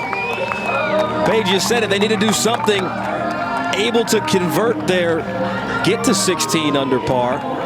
Still 5 back, but it's about the points now. Well, let's keep in mind, too, we keep saying that, you know, they're not playing to their best ability, but with that birdie, that moved them into a top 5 finish. And they have a chance to finish 18 under par solo second if they go birdie. So they're playing their own tournament now. Yeah, it really is. It's a fight. Trying to save face, especially some of the drama that we had earlier in the week between the Muskies and the Horsemen. Muskies making a statement right now. You saw Tony Magneschi right there. Is another one going to fall? Come on, what are they doing right now? Paige, I brought it up a little bit ago, but it kind of giving me the 2018 Tour Championship vibe with Tiger Woods when he's walking down the fairway. We're not to 18 yet, I'm sorry, but they have the staff, they have family, friends, everyone here in town. It's just, look at the crowd behind them. We have a concert over here with about 8,000 people, and look at the people on this tee box. Yeah, go back and look at it again. Just on the last effort, falls in the front. And as Scotty said, you know, the golf gods have a huge impact on this, and right now kind of reminds me of a little Michael Block right there from that PGA Championship at Oak Hill. Just I don't know, it's just happening. It's just out-of-body experience. These guys playing some unreal golf. Do you think that we're going to see tears on 18? I'm not talking about from Austin and Tyler. Todd, do you think you're going to shed a tear? I mean, I get emotional a lot just around just everyday occurrences, but this one's really special to me. I've become very close with Austin Quick and Tyler Waworski. They've taught me to get better at golf. They've been a friend. They've been like family to me. And again, I keep stressing the point that they look at this golf tournament like their U.S. Open, and they've played at the highest level. And for them to come in here and do it this way is something to marvel over. Well, to see someone rise to the occasion and potentially make history. Man, guys just coming off a heater. You never leave the table when you're on a heater, and these guys just need to keep playing golf. And, you know, again, I always go back to the weapon you choose, you know what I mean? And I've had, I think, 20 putters over the last 8 months that I've been juggling between. And for Austin Quick to still have the same putter is something. And I always want to understand my golf spy. Well, what do they think about that? Because first and foremost, My Golf Spy is the official equipment insight partner of the Grass League, and they will be the entire season, okay? They'll be with us the entire season. They're going to be tracking what's in everybody's bag as it goes in, as it comes out. But for someone like Austin Quick, I wonder what their analysis is, because that thing's like a museum piece. Yeah, they probably just don't talk about that putter and just say, hey, well, there's a relic in a bag out here. Probably needs to be in a museum somewhere. But big shouts out to My Golf Spy and all they do for the game of golf. Independent club testing. Look, the manufacturers want you to buy their clubs. Everything is great. I'm a club fitter at heart, so everything is good. Everything's not good for everybody. And thank goodness for My Golf Spy to do their independent testing, to really give you that real raw data as we get back out down the hill shot as we make the turn home for Quick. I mean, come on, guys. What is going on here? They're just feeling it. Hey, Nate, is this getting old yet? You know, it's not getting old, but I was looking at this tee, and I'm thinking, I'm licking my chops looking at this pin position. You can land some in the middle and roll it back, but that was a nice little fade he just pulled out of his bag, and I've been seeing a lot of draws from him, so that was cute to watch. You got to work the ball both ways if you're going to play golf at this level. And I can't believe the talent that's in the field for all the teams, as Wawerski throwing one up, see if he can win the greenie with his partner. But you talk about this revitalizing guys' careers or just their enthusiasm about the game. You know, Tyler and Austin. Austin works in a scrapyard down the street. You know, he used to play a little bit on the Corn Ferry Tour, a little bit on the PGA of Americas, played at ASU with John Rahm. Like, it's in his blood. He's addicted to that stage of golf. And sometimes you hit a point in life where it's tough to find that. And he's got a spot here, and he's about to do something really special. It's truly what you were alluding to earlier, Doug. Yeah, it's Engel now on the way, and Nate got a little too frisky trying to take on that hole location, but not too shabby. Keeping a lot of body work there, pushing that to the right, and it kind of worked. You know, that's not really a bad spot. Just off the fringe, makeable putt. Well, we saw Wawerski and Quick 2 holes ago drop a bomb from just off the green. So we know it's able to be done. But now they've turned this round into a tournament within themselves. Can we get to solo second? They're 2 shots shy now, 2 to play. They're coming down the stretch. This is a big swing right here, Paige. Absolutely. They do have the momentum from that last birdie, and I feel like they're going to do it. I'm hoping for it. I love how optimistic you are, Paige. I'm a little more pessimistic. This is a tough shot, straight down the hill. You've got to plan on that pitch number. Got to play it off probably 11 or 12.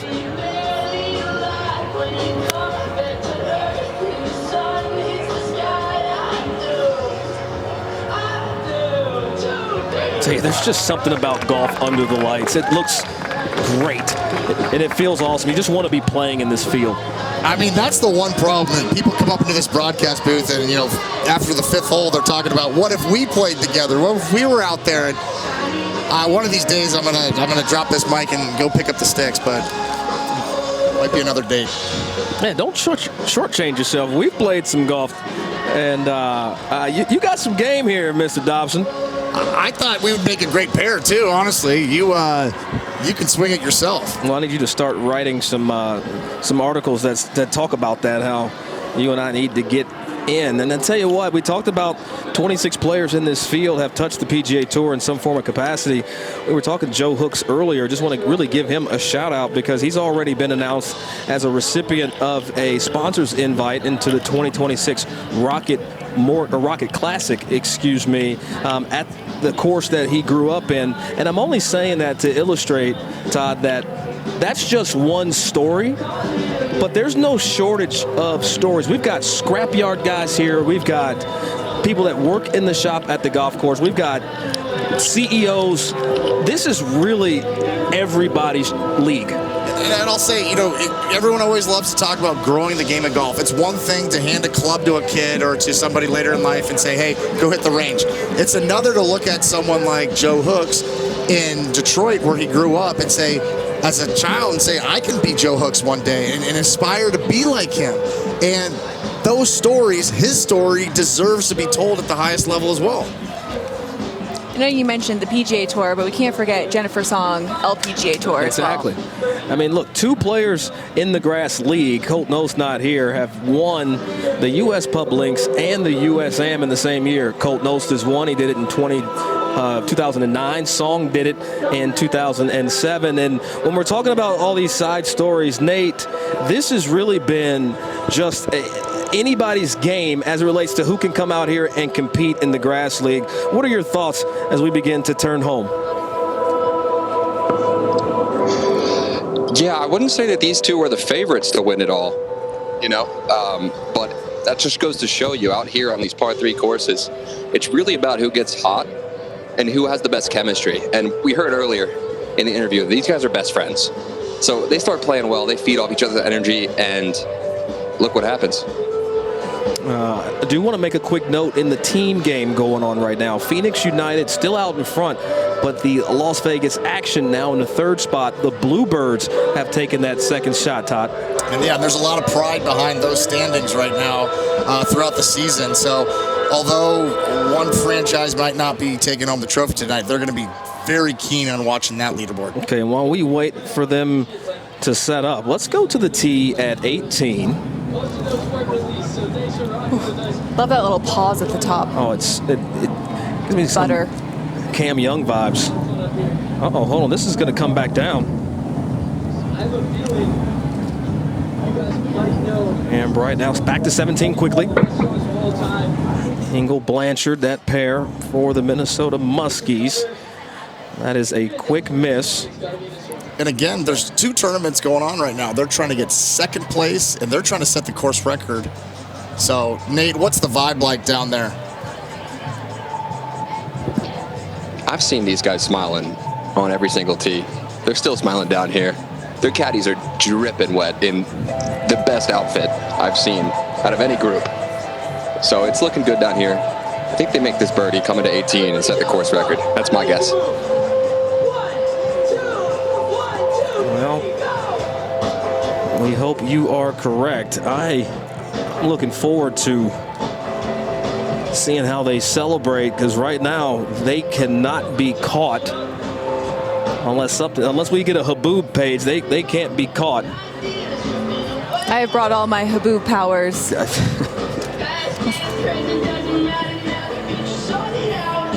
Well stated, Paige.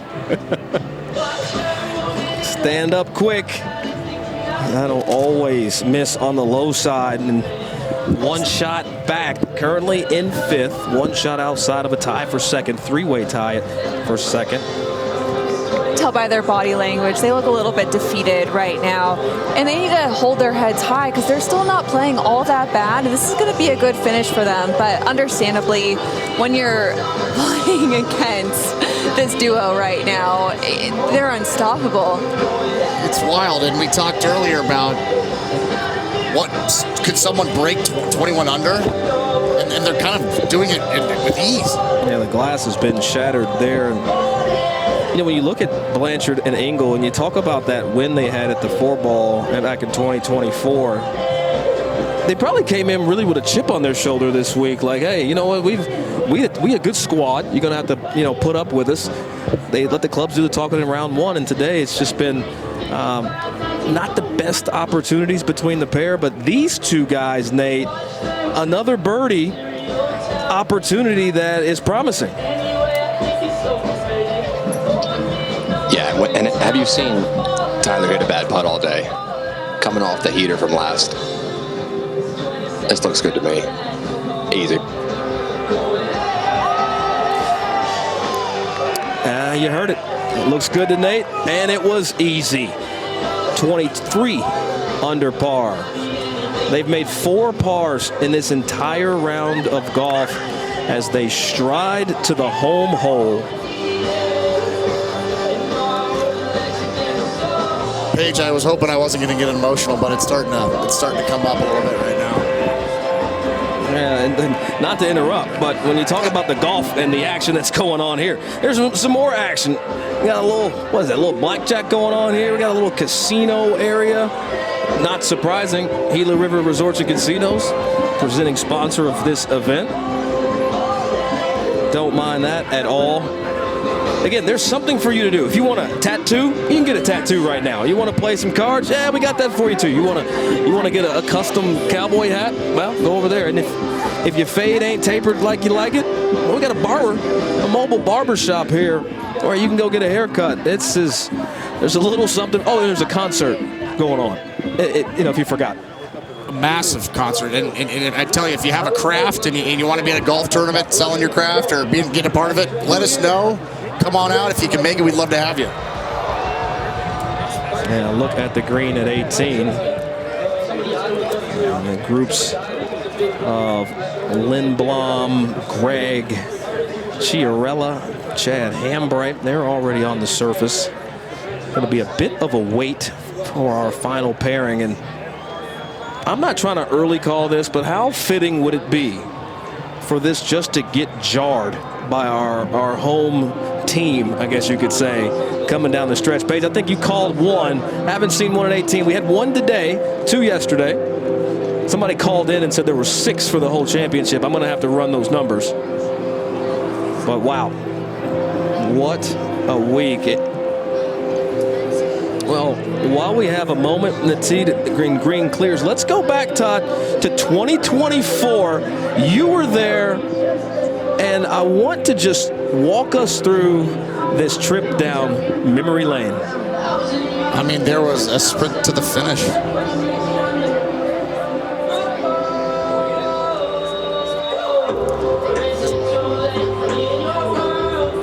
This was to force their way into a playoff with 3 other. Tell you what, you and I were on that call. You heard the little bit of voiceover that we had there, and I tell you, just a special moment. Yeah, and again, we started in 2024, but you can see right now there's tradition here, guys. This matters. It matters to these people, and look at the crowd, look at the growth. I hate to say it, but it gives me goosebumps to know that they have a really good chance.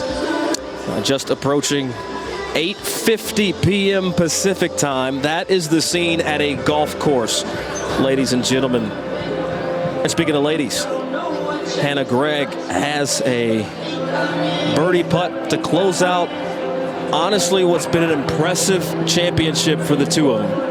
A lot to come from these two, because you said hopefully they're going to stick around. Would you think to stick around? I mean, are you kidding me? You put up a performance like this in your first time playing after getting drafted. Don't go anywhere. They'll be here for a long time. Greg going to show the way, lead off. Big push left to right. Oh, she just misread the speed. Somehow that's uphill, Paige. We need Blue Tees again to show us the way. There's so many feel-good stories. Well, Paige, you said it. Let's bring it up. Hey. Because let's look at our green mapping presented by Blue Tees. You see the ridge there that we're talking about in the back. You see that push, Paige, from the middle of the green. It's actually uphill. We can see that it's uphill from our Blue Tees map. I feel like it's the first time we are actually 100% confident on this read. Well, no reason to leave this short. Stage set for Frederick Lindblom. Like I was saying, there are so many feel-good stories when it comes to the Grass League, but this has been one of my favorites. Hope they can finish off with a really nice birdie here. Ball bobbled as it got to the green. Oh. Just hung it high side for the man from Stockholm, Sweden. He and his wife. They put a lot of miles on themselves this year, but what a showing. Able to be drafted late in the second round. We didn't know if they would be picked, Todd. We thought, what is going on? We had the stream on the YouTube channel, like, what's happening? For a moment there, I didn't think anybody knew who they were, you know? I was sitting there and I'm thinking, do I need to get out of the booth and go tell people how good they are? But, of course, you got guys like John Mallinger and Brian Doxeter that have done their homework, and they had an A+ draft grade on my opinion. Another birdie putt. They got a cheat. They knew the read. They got two great reads from Lindblom and Greg. Again, a lot of meaning behind this putt. You make this putt, going to jump you up the leaderboard. That was Chiarella who gave the first run, and they've switched it up. Another pair switching the order. Here's Chad Hambright. The anchor putter usually is back in his normal role. Man, he knows how to arrive in the moment. You go back to 2024, Chad was able to Monday qualify into the Farmers Insurance Open there at Torrey Pine. So he's been in moments like this before.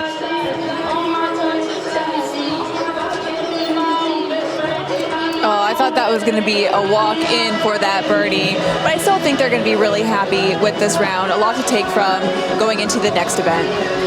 Well, and that will conclude their 2026 Grass Clippings Open campaign. I tell you, teams are really going to have a lot to discuss going into summer grind. We saw some mix-ups. Phoenix United went and cleaned house. Lost DJ Lance. They lost Cody Massa. They retooled. And right now they're leading the points race on the team side. So all that motion actually paid off for Phoenix United. It sure did. They've had a lot of roster upheaval and turnover, and they're finally finding their gear. Their captain of all people, Austin Quick, is leading him and Tyler Waworski into the first term of the year. It's all positive signs for the franchise. Yeah, we talked about it earlier. Tyler Waworski, who played at Texas Tech, was an absolute standout. He helped lead the Red Raiders to a national championship appearance, but also laid the tracks to have players like Luvid Oberg come into Texas Tech. But on the tee now, Nate. Tyler turning that right to left, right off the hill. Needing a bounce, says Nate.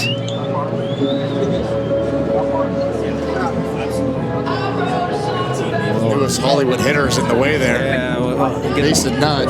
Get an update. How about Mason Nutt? Finished 6 hours ago. Still around. That's one of my favorite parts too, is seeing the team camaraderie. They do stay around. They're excited to watch their team finish, and they want to be there to support each other. And it's just so great to see in golf, because it is so used to being just individualized. And so to see this team environment, it's really special. And I'll always remember when the Roses won the last tournament and everyone's crowded around chanting, Gabby, Gabby. So much so that my son, whenever he watches someone miss a putt, goes, Gabby would have made that. Gabby would have made that.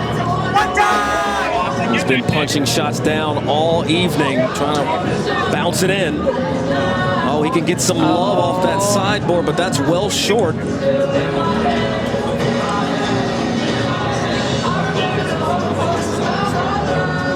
It's a tough shot. I mean, with the pressure on, you're looking towards the win. They'll take that. I think they just didn't want to make a big mistake there, and that's fine. They're probably going to chip it in with how things are going their way. If they have to take that ball, that'll be the first time we've really seen them chip all evening.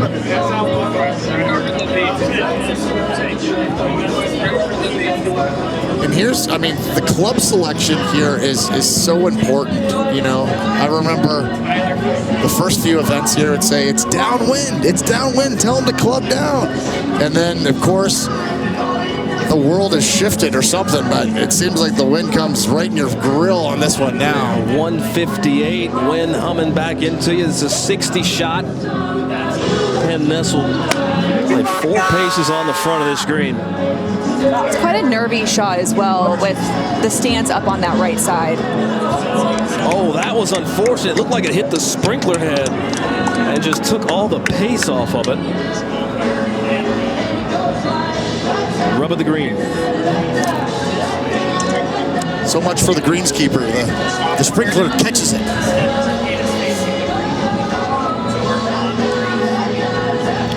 One more tee shot of this group.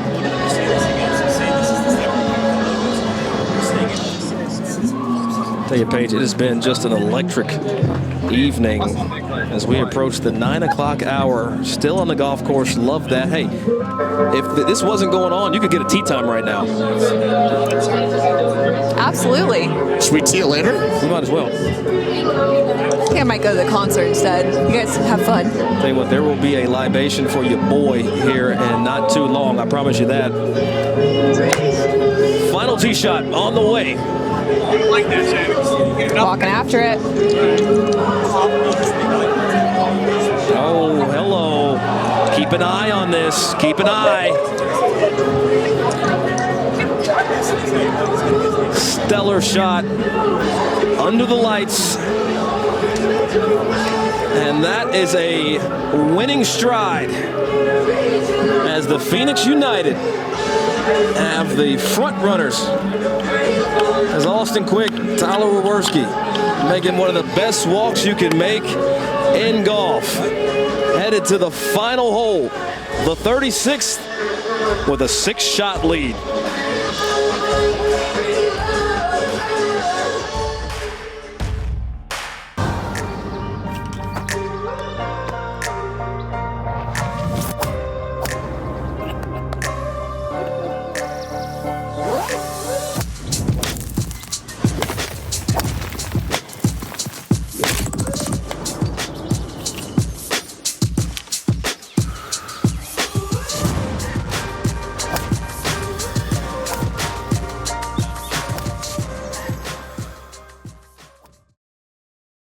When you're in an accident, time isn't on your side, but Shapiro Law Team is.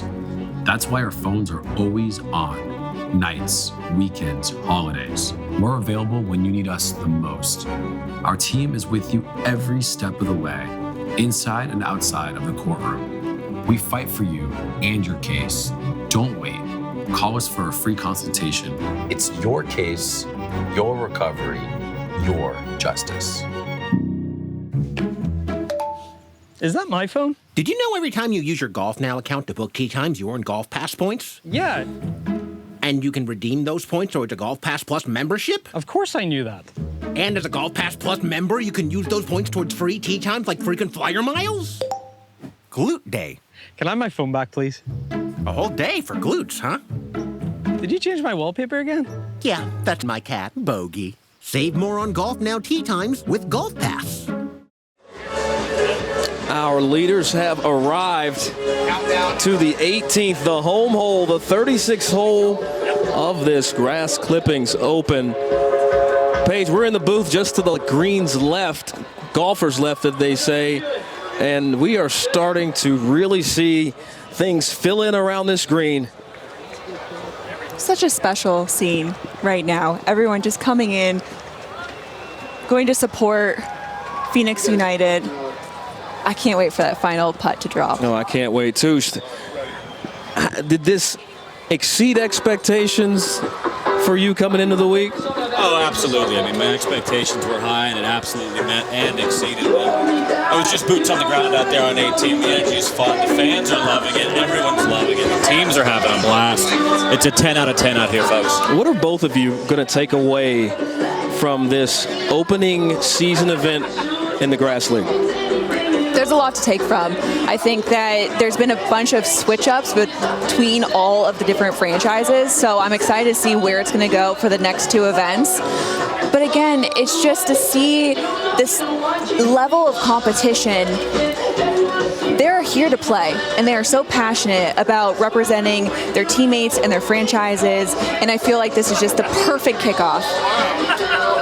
All right, there is our leaders surveying their upcoming shot. They've got to kind of weave themselves through all the folks as the 18th hole is starting to be surrounded. We can't even make sense of it all. Touche, you and your partner win Grass Clippings Open. How are you going to celebrate once you walk off the 18th? I'm a little sleepy, I won't lie to you. This has been adrenaline pumping, my first broadcast on Golf Channel ever. I'm happy to be here. I think it went pretty well. I'm going to celebrate. I might go back to the hotel and eat DoorDash off my chest and hit the sheets by 11, if you don't mind. That was a little more visual than I thought you'd provide, but the DoorDash off the chest is fantastic. Nate, where are you down in all of these events? Trying to find him.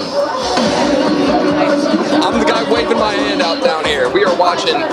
We're about to see Wawerski come up this hill and use the backstop and try to bring it back to the hole. It's gonna be electric. It's gonna be a movie. Well, It's been an absolute blast this evening. Doug Smith, Todd Dobson, Paige Sporanic, Dahl Touche, Nate Hill.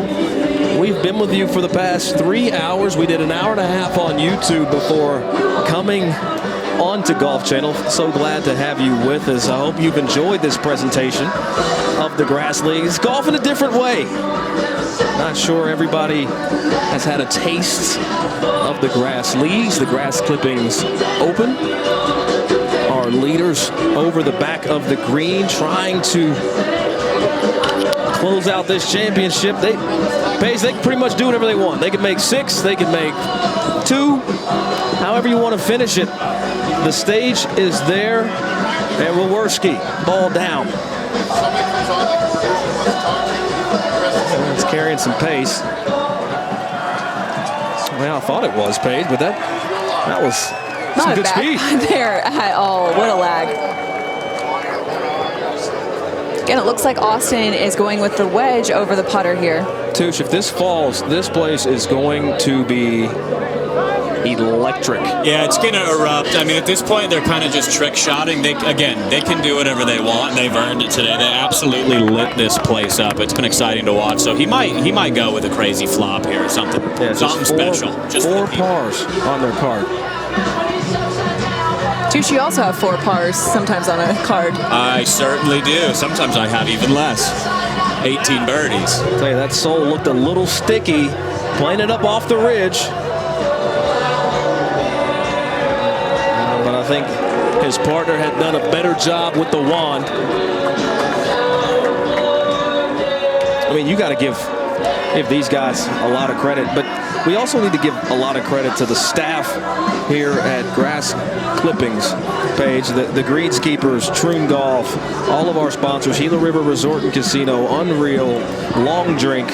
I mean, so many people have put this on, and it has turned out to be, honestly, one of the more unique events in the game of golf. Everyone's been coming together to make this such a special product. I know we always talk about growing the game, and I think some people push back on that because they like the tradition. And yes, we're here for the fun, but at the end of the day, they're playing golf at a really high level.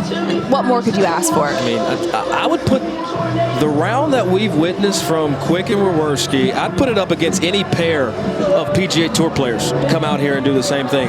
A lot of guys would have got, the guys playing the Zurich Classic right now, some guys would have got beat today. Absolutely. They've been a dynamic duo from the start.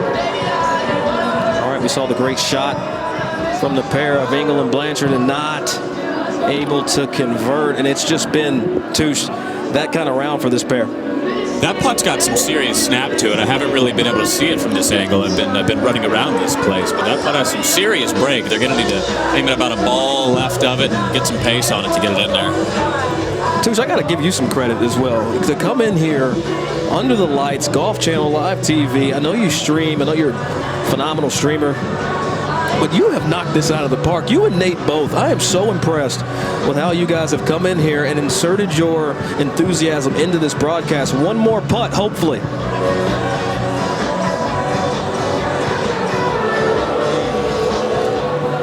Just heartbreaking. But again, that's such a difficult putt, and we saw it from blue tees. It breaks every which way. And they're in for par. Can't knock the hustle. Great showing for the Minnesota Muskies pair of Sam Engel and Brian Blanchard. That's not so shabby. They couldn't get to 18. Thought they might be able to, Paige, trying to get in that solo second position, that solo second position that they got there. But the stage is upon us. Tyler Wawerski trying to get out with the win. Well, they didn't need it, but I think it's more exciting if the second guy makes it anyway. It really is. That was a purposeful miss. You can't tell me that he wasn't nervous, even with the lead.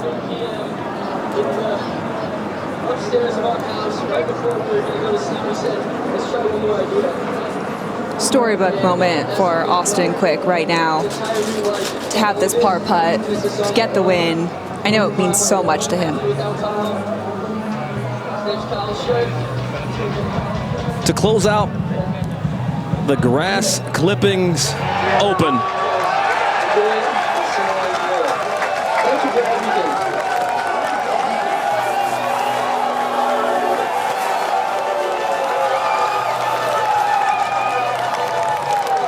Austin Quick, Tyler Wawerski. They're your 2026 Grass Clippings Open champions, and they did it in phenomenal style. Touche, they deserve the shower. Oh, they certainly do. They lit this place up. They were going nuclear out there, birdie after birdie after birdie after birdie. What a showing from these two. It was unreal. Paige, they didn't have to do much coming down the stretch. They finished birdie, birdie, birdie, par. Par was all it takes to get this thing done. And they are your Grass Clippings Open champions. Time to celebrate.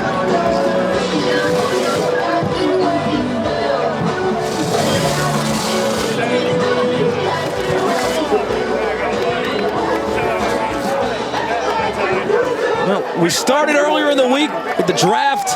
200 teams, 28 teams made it into the draft ceremony. 22 teams were taken. And at the end of the day, Austin Quick, ASU alum who was teammates with John Rahm, works at a scrapyard down the street. And Tyler Wawerski, Texas Tech standout, who turned pro in 19, competed on the Korn Ferry Tour, works here. Let's go take a look at some of the highlights from the night, see how they got it done. This was the tee shot at 9. Absolutely dialed. Right from the start, every single shot just seemed like they could not miss. From their iron shots to their putts, I mean, everything was just in the hole. Yeah, and that was another one in the hole at 10. And this is where, Touche, we started thinking, are they going to miss? The flat sticks out there were simply undeniable. They had tiger vision, as I said earlier. They were really seeing the green quite nicely, and they capitalized on every chance they got. That was at the 12th. And then at 15, back edge up the hill, uses the flag stick, finds the bottom again, but it didn't stop. We go one hole later, tucked hole location, 2 paces over false front, takes on it, and knocks it down again, Paige. When you're on, you're on, and they had each other's backs the entire day. There's the birdie at 16 on the last hope. Had no clue, a la Michael Block there at that PGA Championship at Oak Hill. One more hole later. This is at 17. Throw it in tight, knock it down. Didn't have much to do. Austin Quick says, let me close this thing out. Phoenix United couldn't be more proud. Quick, Wawerski, they take the Grass Clippings Open, the first of 3 events in the Grass League.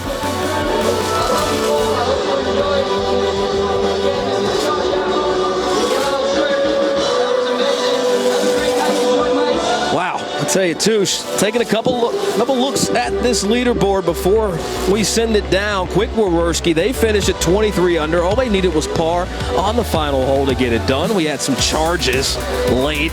Abe Candelaria with Trevor Lamson, we saw them take the lead, but they took the lead around 2:15 local time here, Pacific time. But Salvanera had a new partner in Matt Kang. They were able to shoot 11 under par. And as we get down, Joe Hooks, he's going to play on the PGA Tour upcoming in the Rocket Classic. He was paired with Aaron Grimes, who won the Long Beach Open. Willie Mack, he played with Jennifer Song. Both have deep PGA Tour roots. US Am champ there, and Tyler Strafauci paired with Cohen. They were able to shoot 6 under today.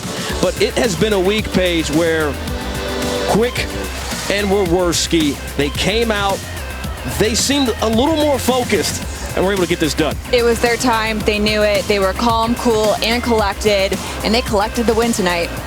Yeah, just an unbelievable night. Nate Hill, unbelievable on the mic for us. Can't thank him enough for his contributions. Touche, how does this compare to streaming?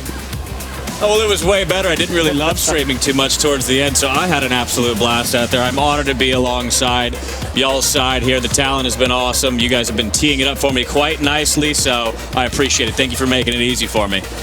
Tell you, we are getting some things cleared up as we prepare for this trophy presentation. And our local journalist, the one and only Todd Dobson, we're going to throw it down to you to take us home.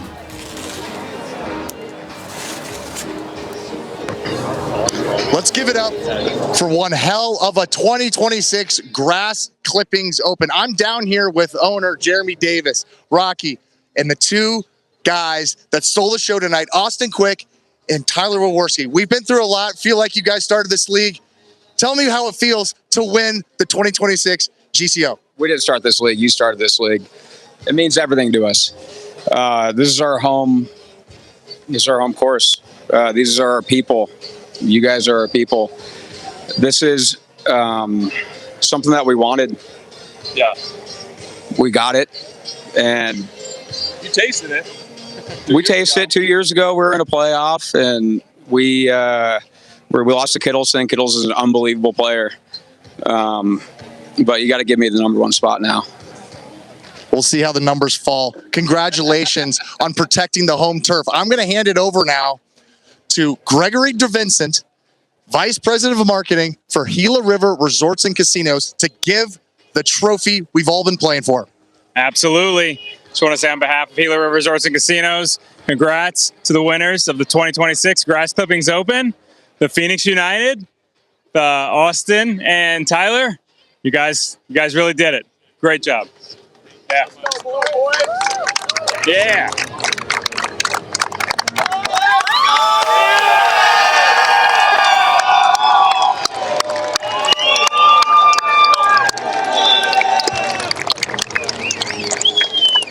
Guys, I'm looking at a sea of people down here. You can feel the energy. You can feel everything, what this means to them. I'm going to kick it back up to you guys. But congratulations to Austin Quick, Tyler Waworski, and Phoenix United. Well, thank you so much, Todd. It is just an unbelievable experience right now. Paige, final thoughts from you. To see the passion and the excitement that they have playing golf at such a high competitive level just makes me so happy. All right, Touche. Yeah, you took the word right out of my mouth. Passion was what I was going to go to. But other than passion, the one thing that stuck out to me was the energy out there, the fans, the players. Everyone cares. Everyone loved being out here. It was just fantastic. Well, I'll tell you what, 11 franchises. We have 8 states represented, 26 players in this field have touched the PGA Tour. But tonight, it was Austin Quick and Tyler Waworski who were really the ones that just stole the show. We saw people charge late. Hannah Gregg, Frederick Limbaum. We saw them play a phenomenal round, get drafted. Paige, I feel like we've been here all week. We had the draft, and then we had we had the qualifier. Then we had the draft. Then round 1 yesterday, 10 under par, led the way after that. But it was an absolute clinic tonight, because what we just witnessed here at the Grass Leagues was absolutely phenomenal. Austin Quick, ASU alum, teammates with John Rahm. He and Tyler Waworski were able to get this thing done. Can't believe what we saw. Thank you so much to My Golf Spy and the Data Insights. Our clothing and apparel was provided by Unreal. Paige Sporanic, Dahl Touche, Nate Hill, Todd Dobson, the Arizona Golf Association. We couldn't have done this, put this on without all of you. Thank you so much for the folks that tuned in at YouTube, who watched us down here on Golf Channel. Thank you so much. For everybody, our producer, Jim Perea, Chris Oldmeyer and Oldmeyer Productions, the entire Golf Channel crew, I'm Doug Smith saying so long from Tempe.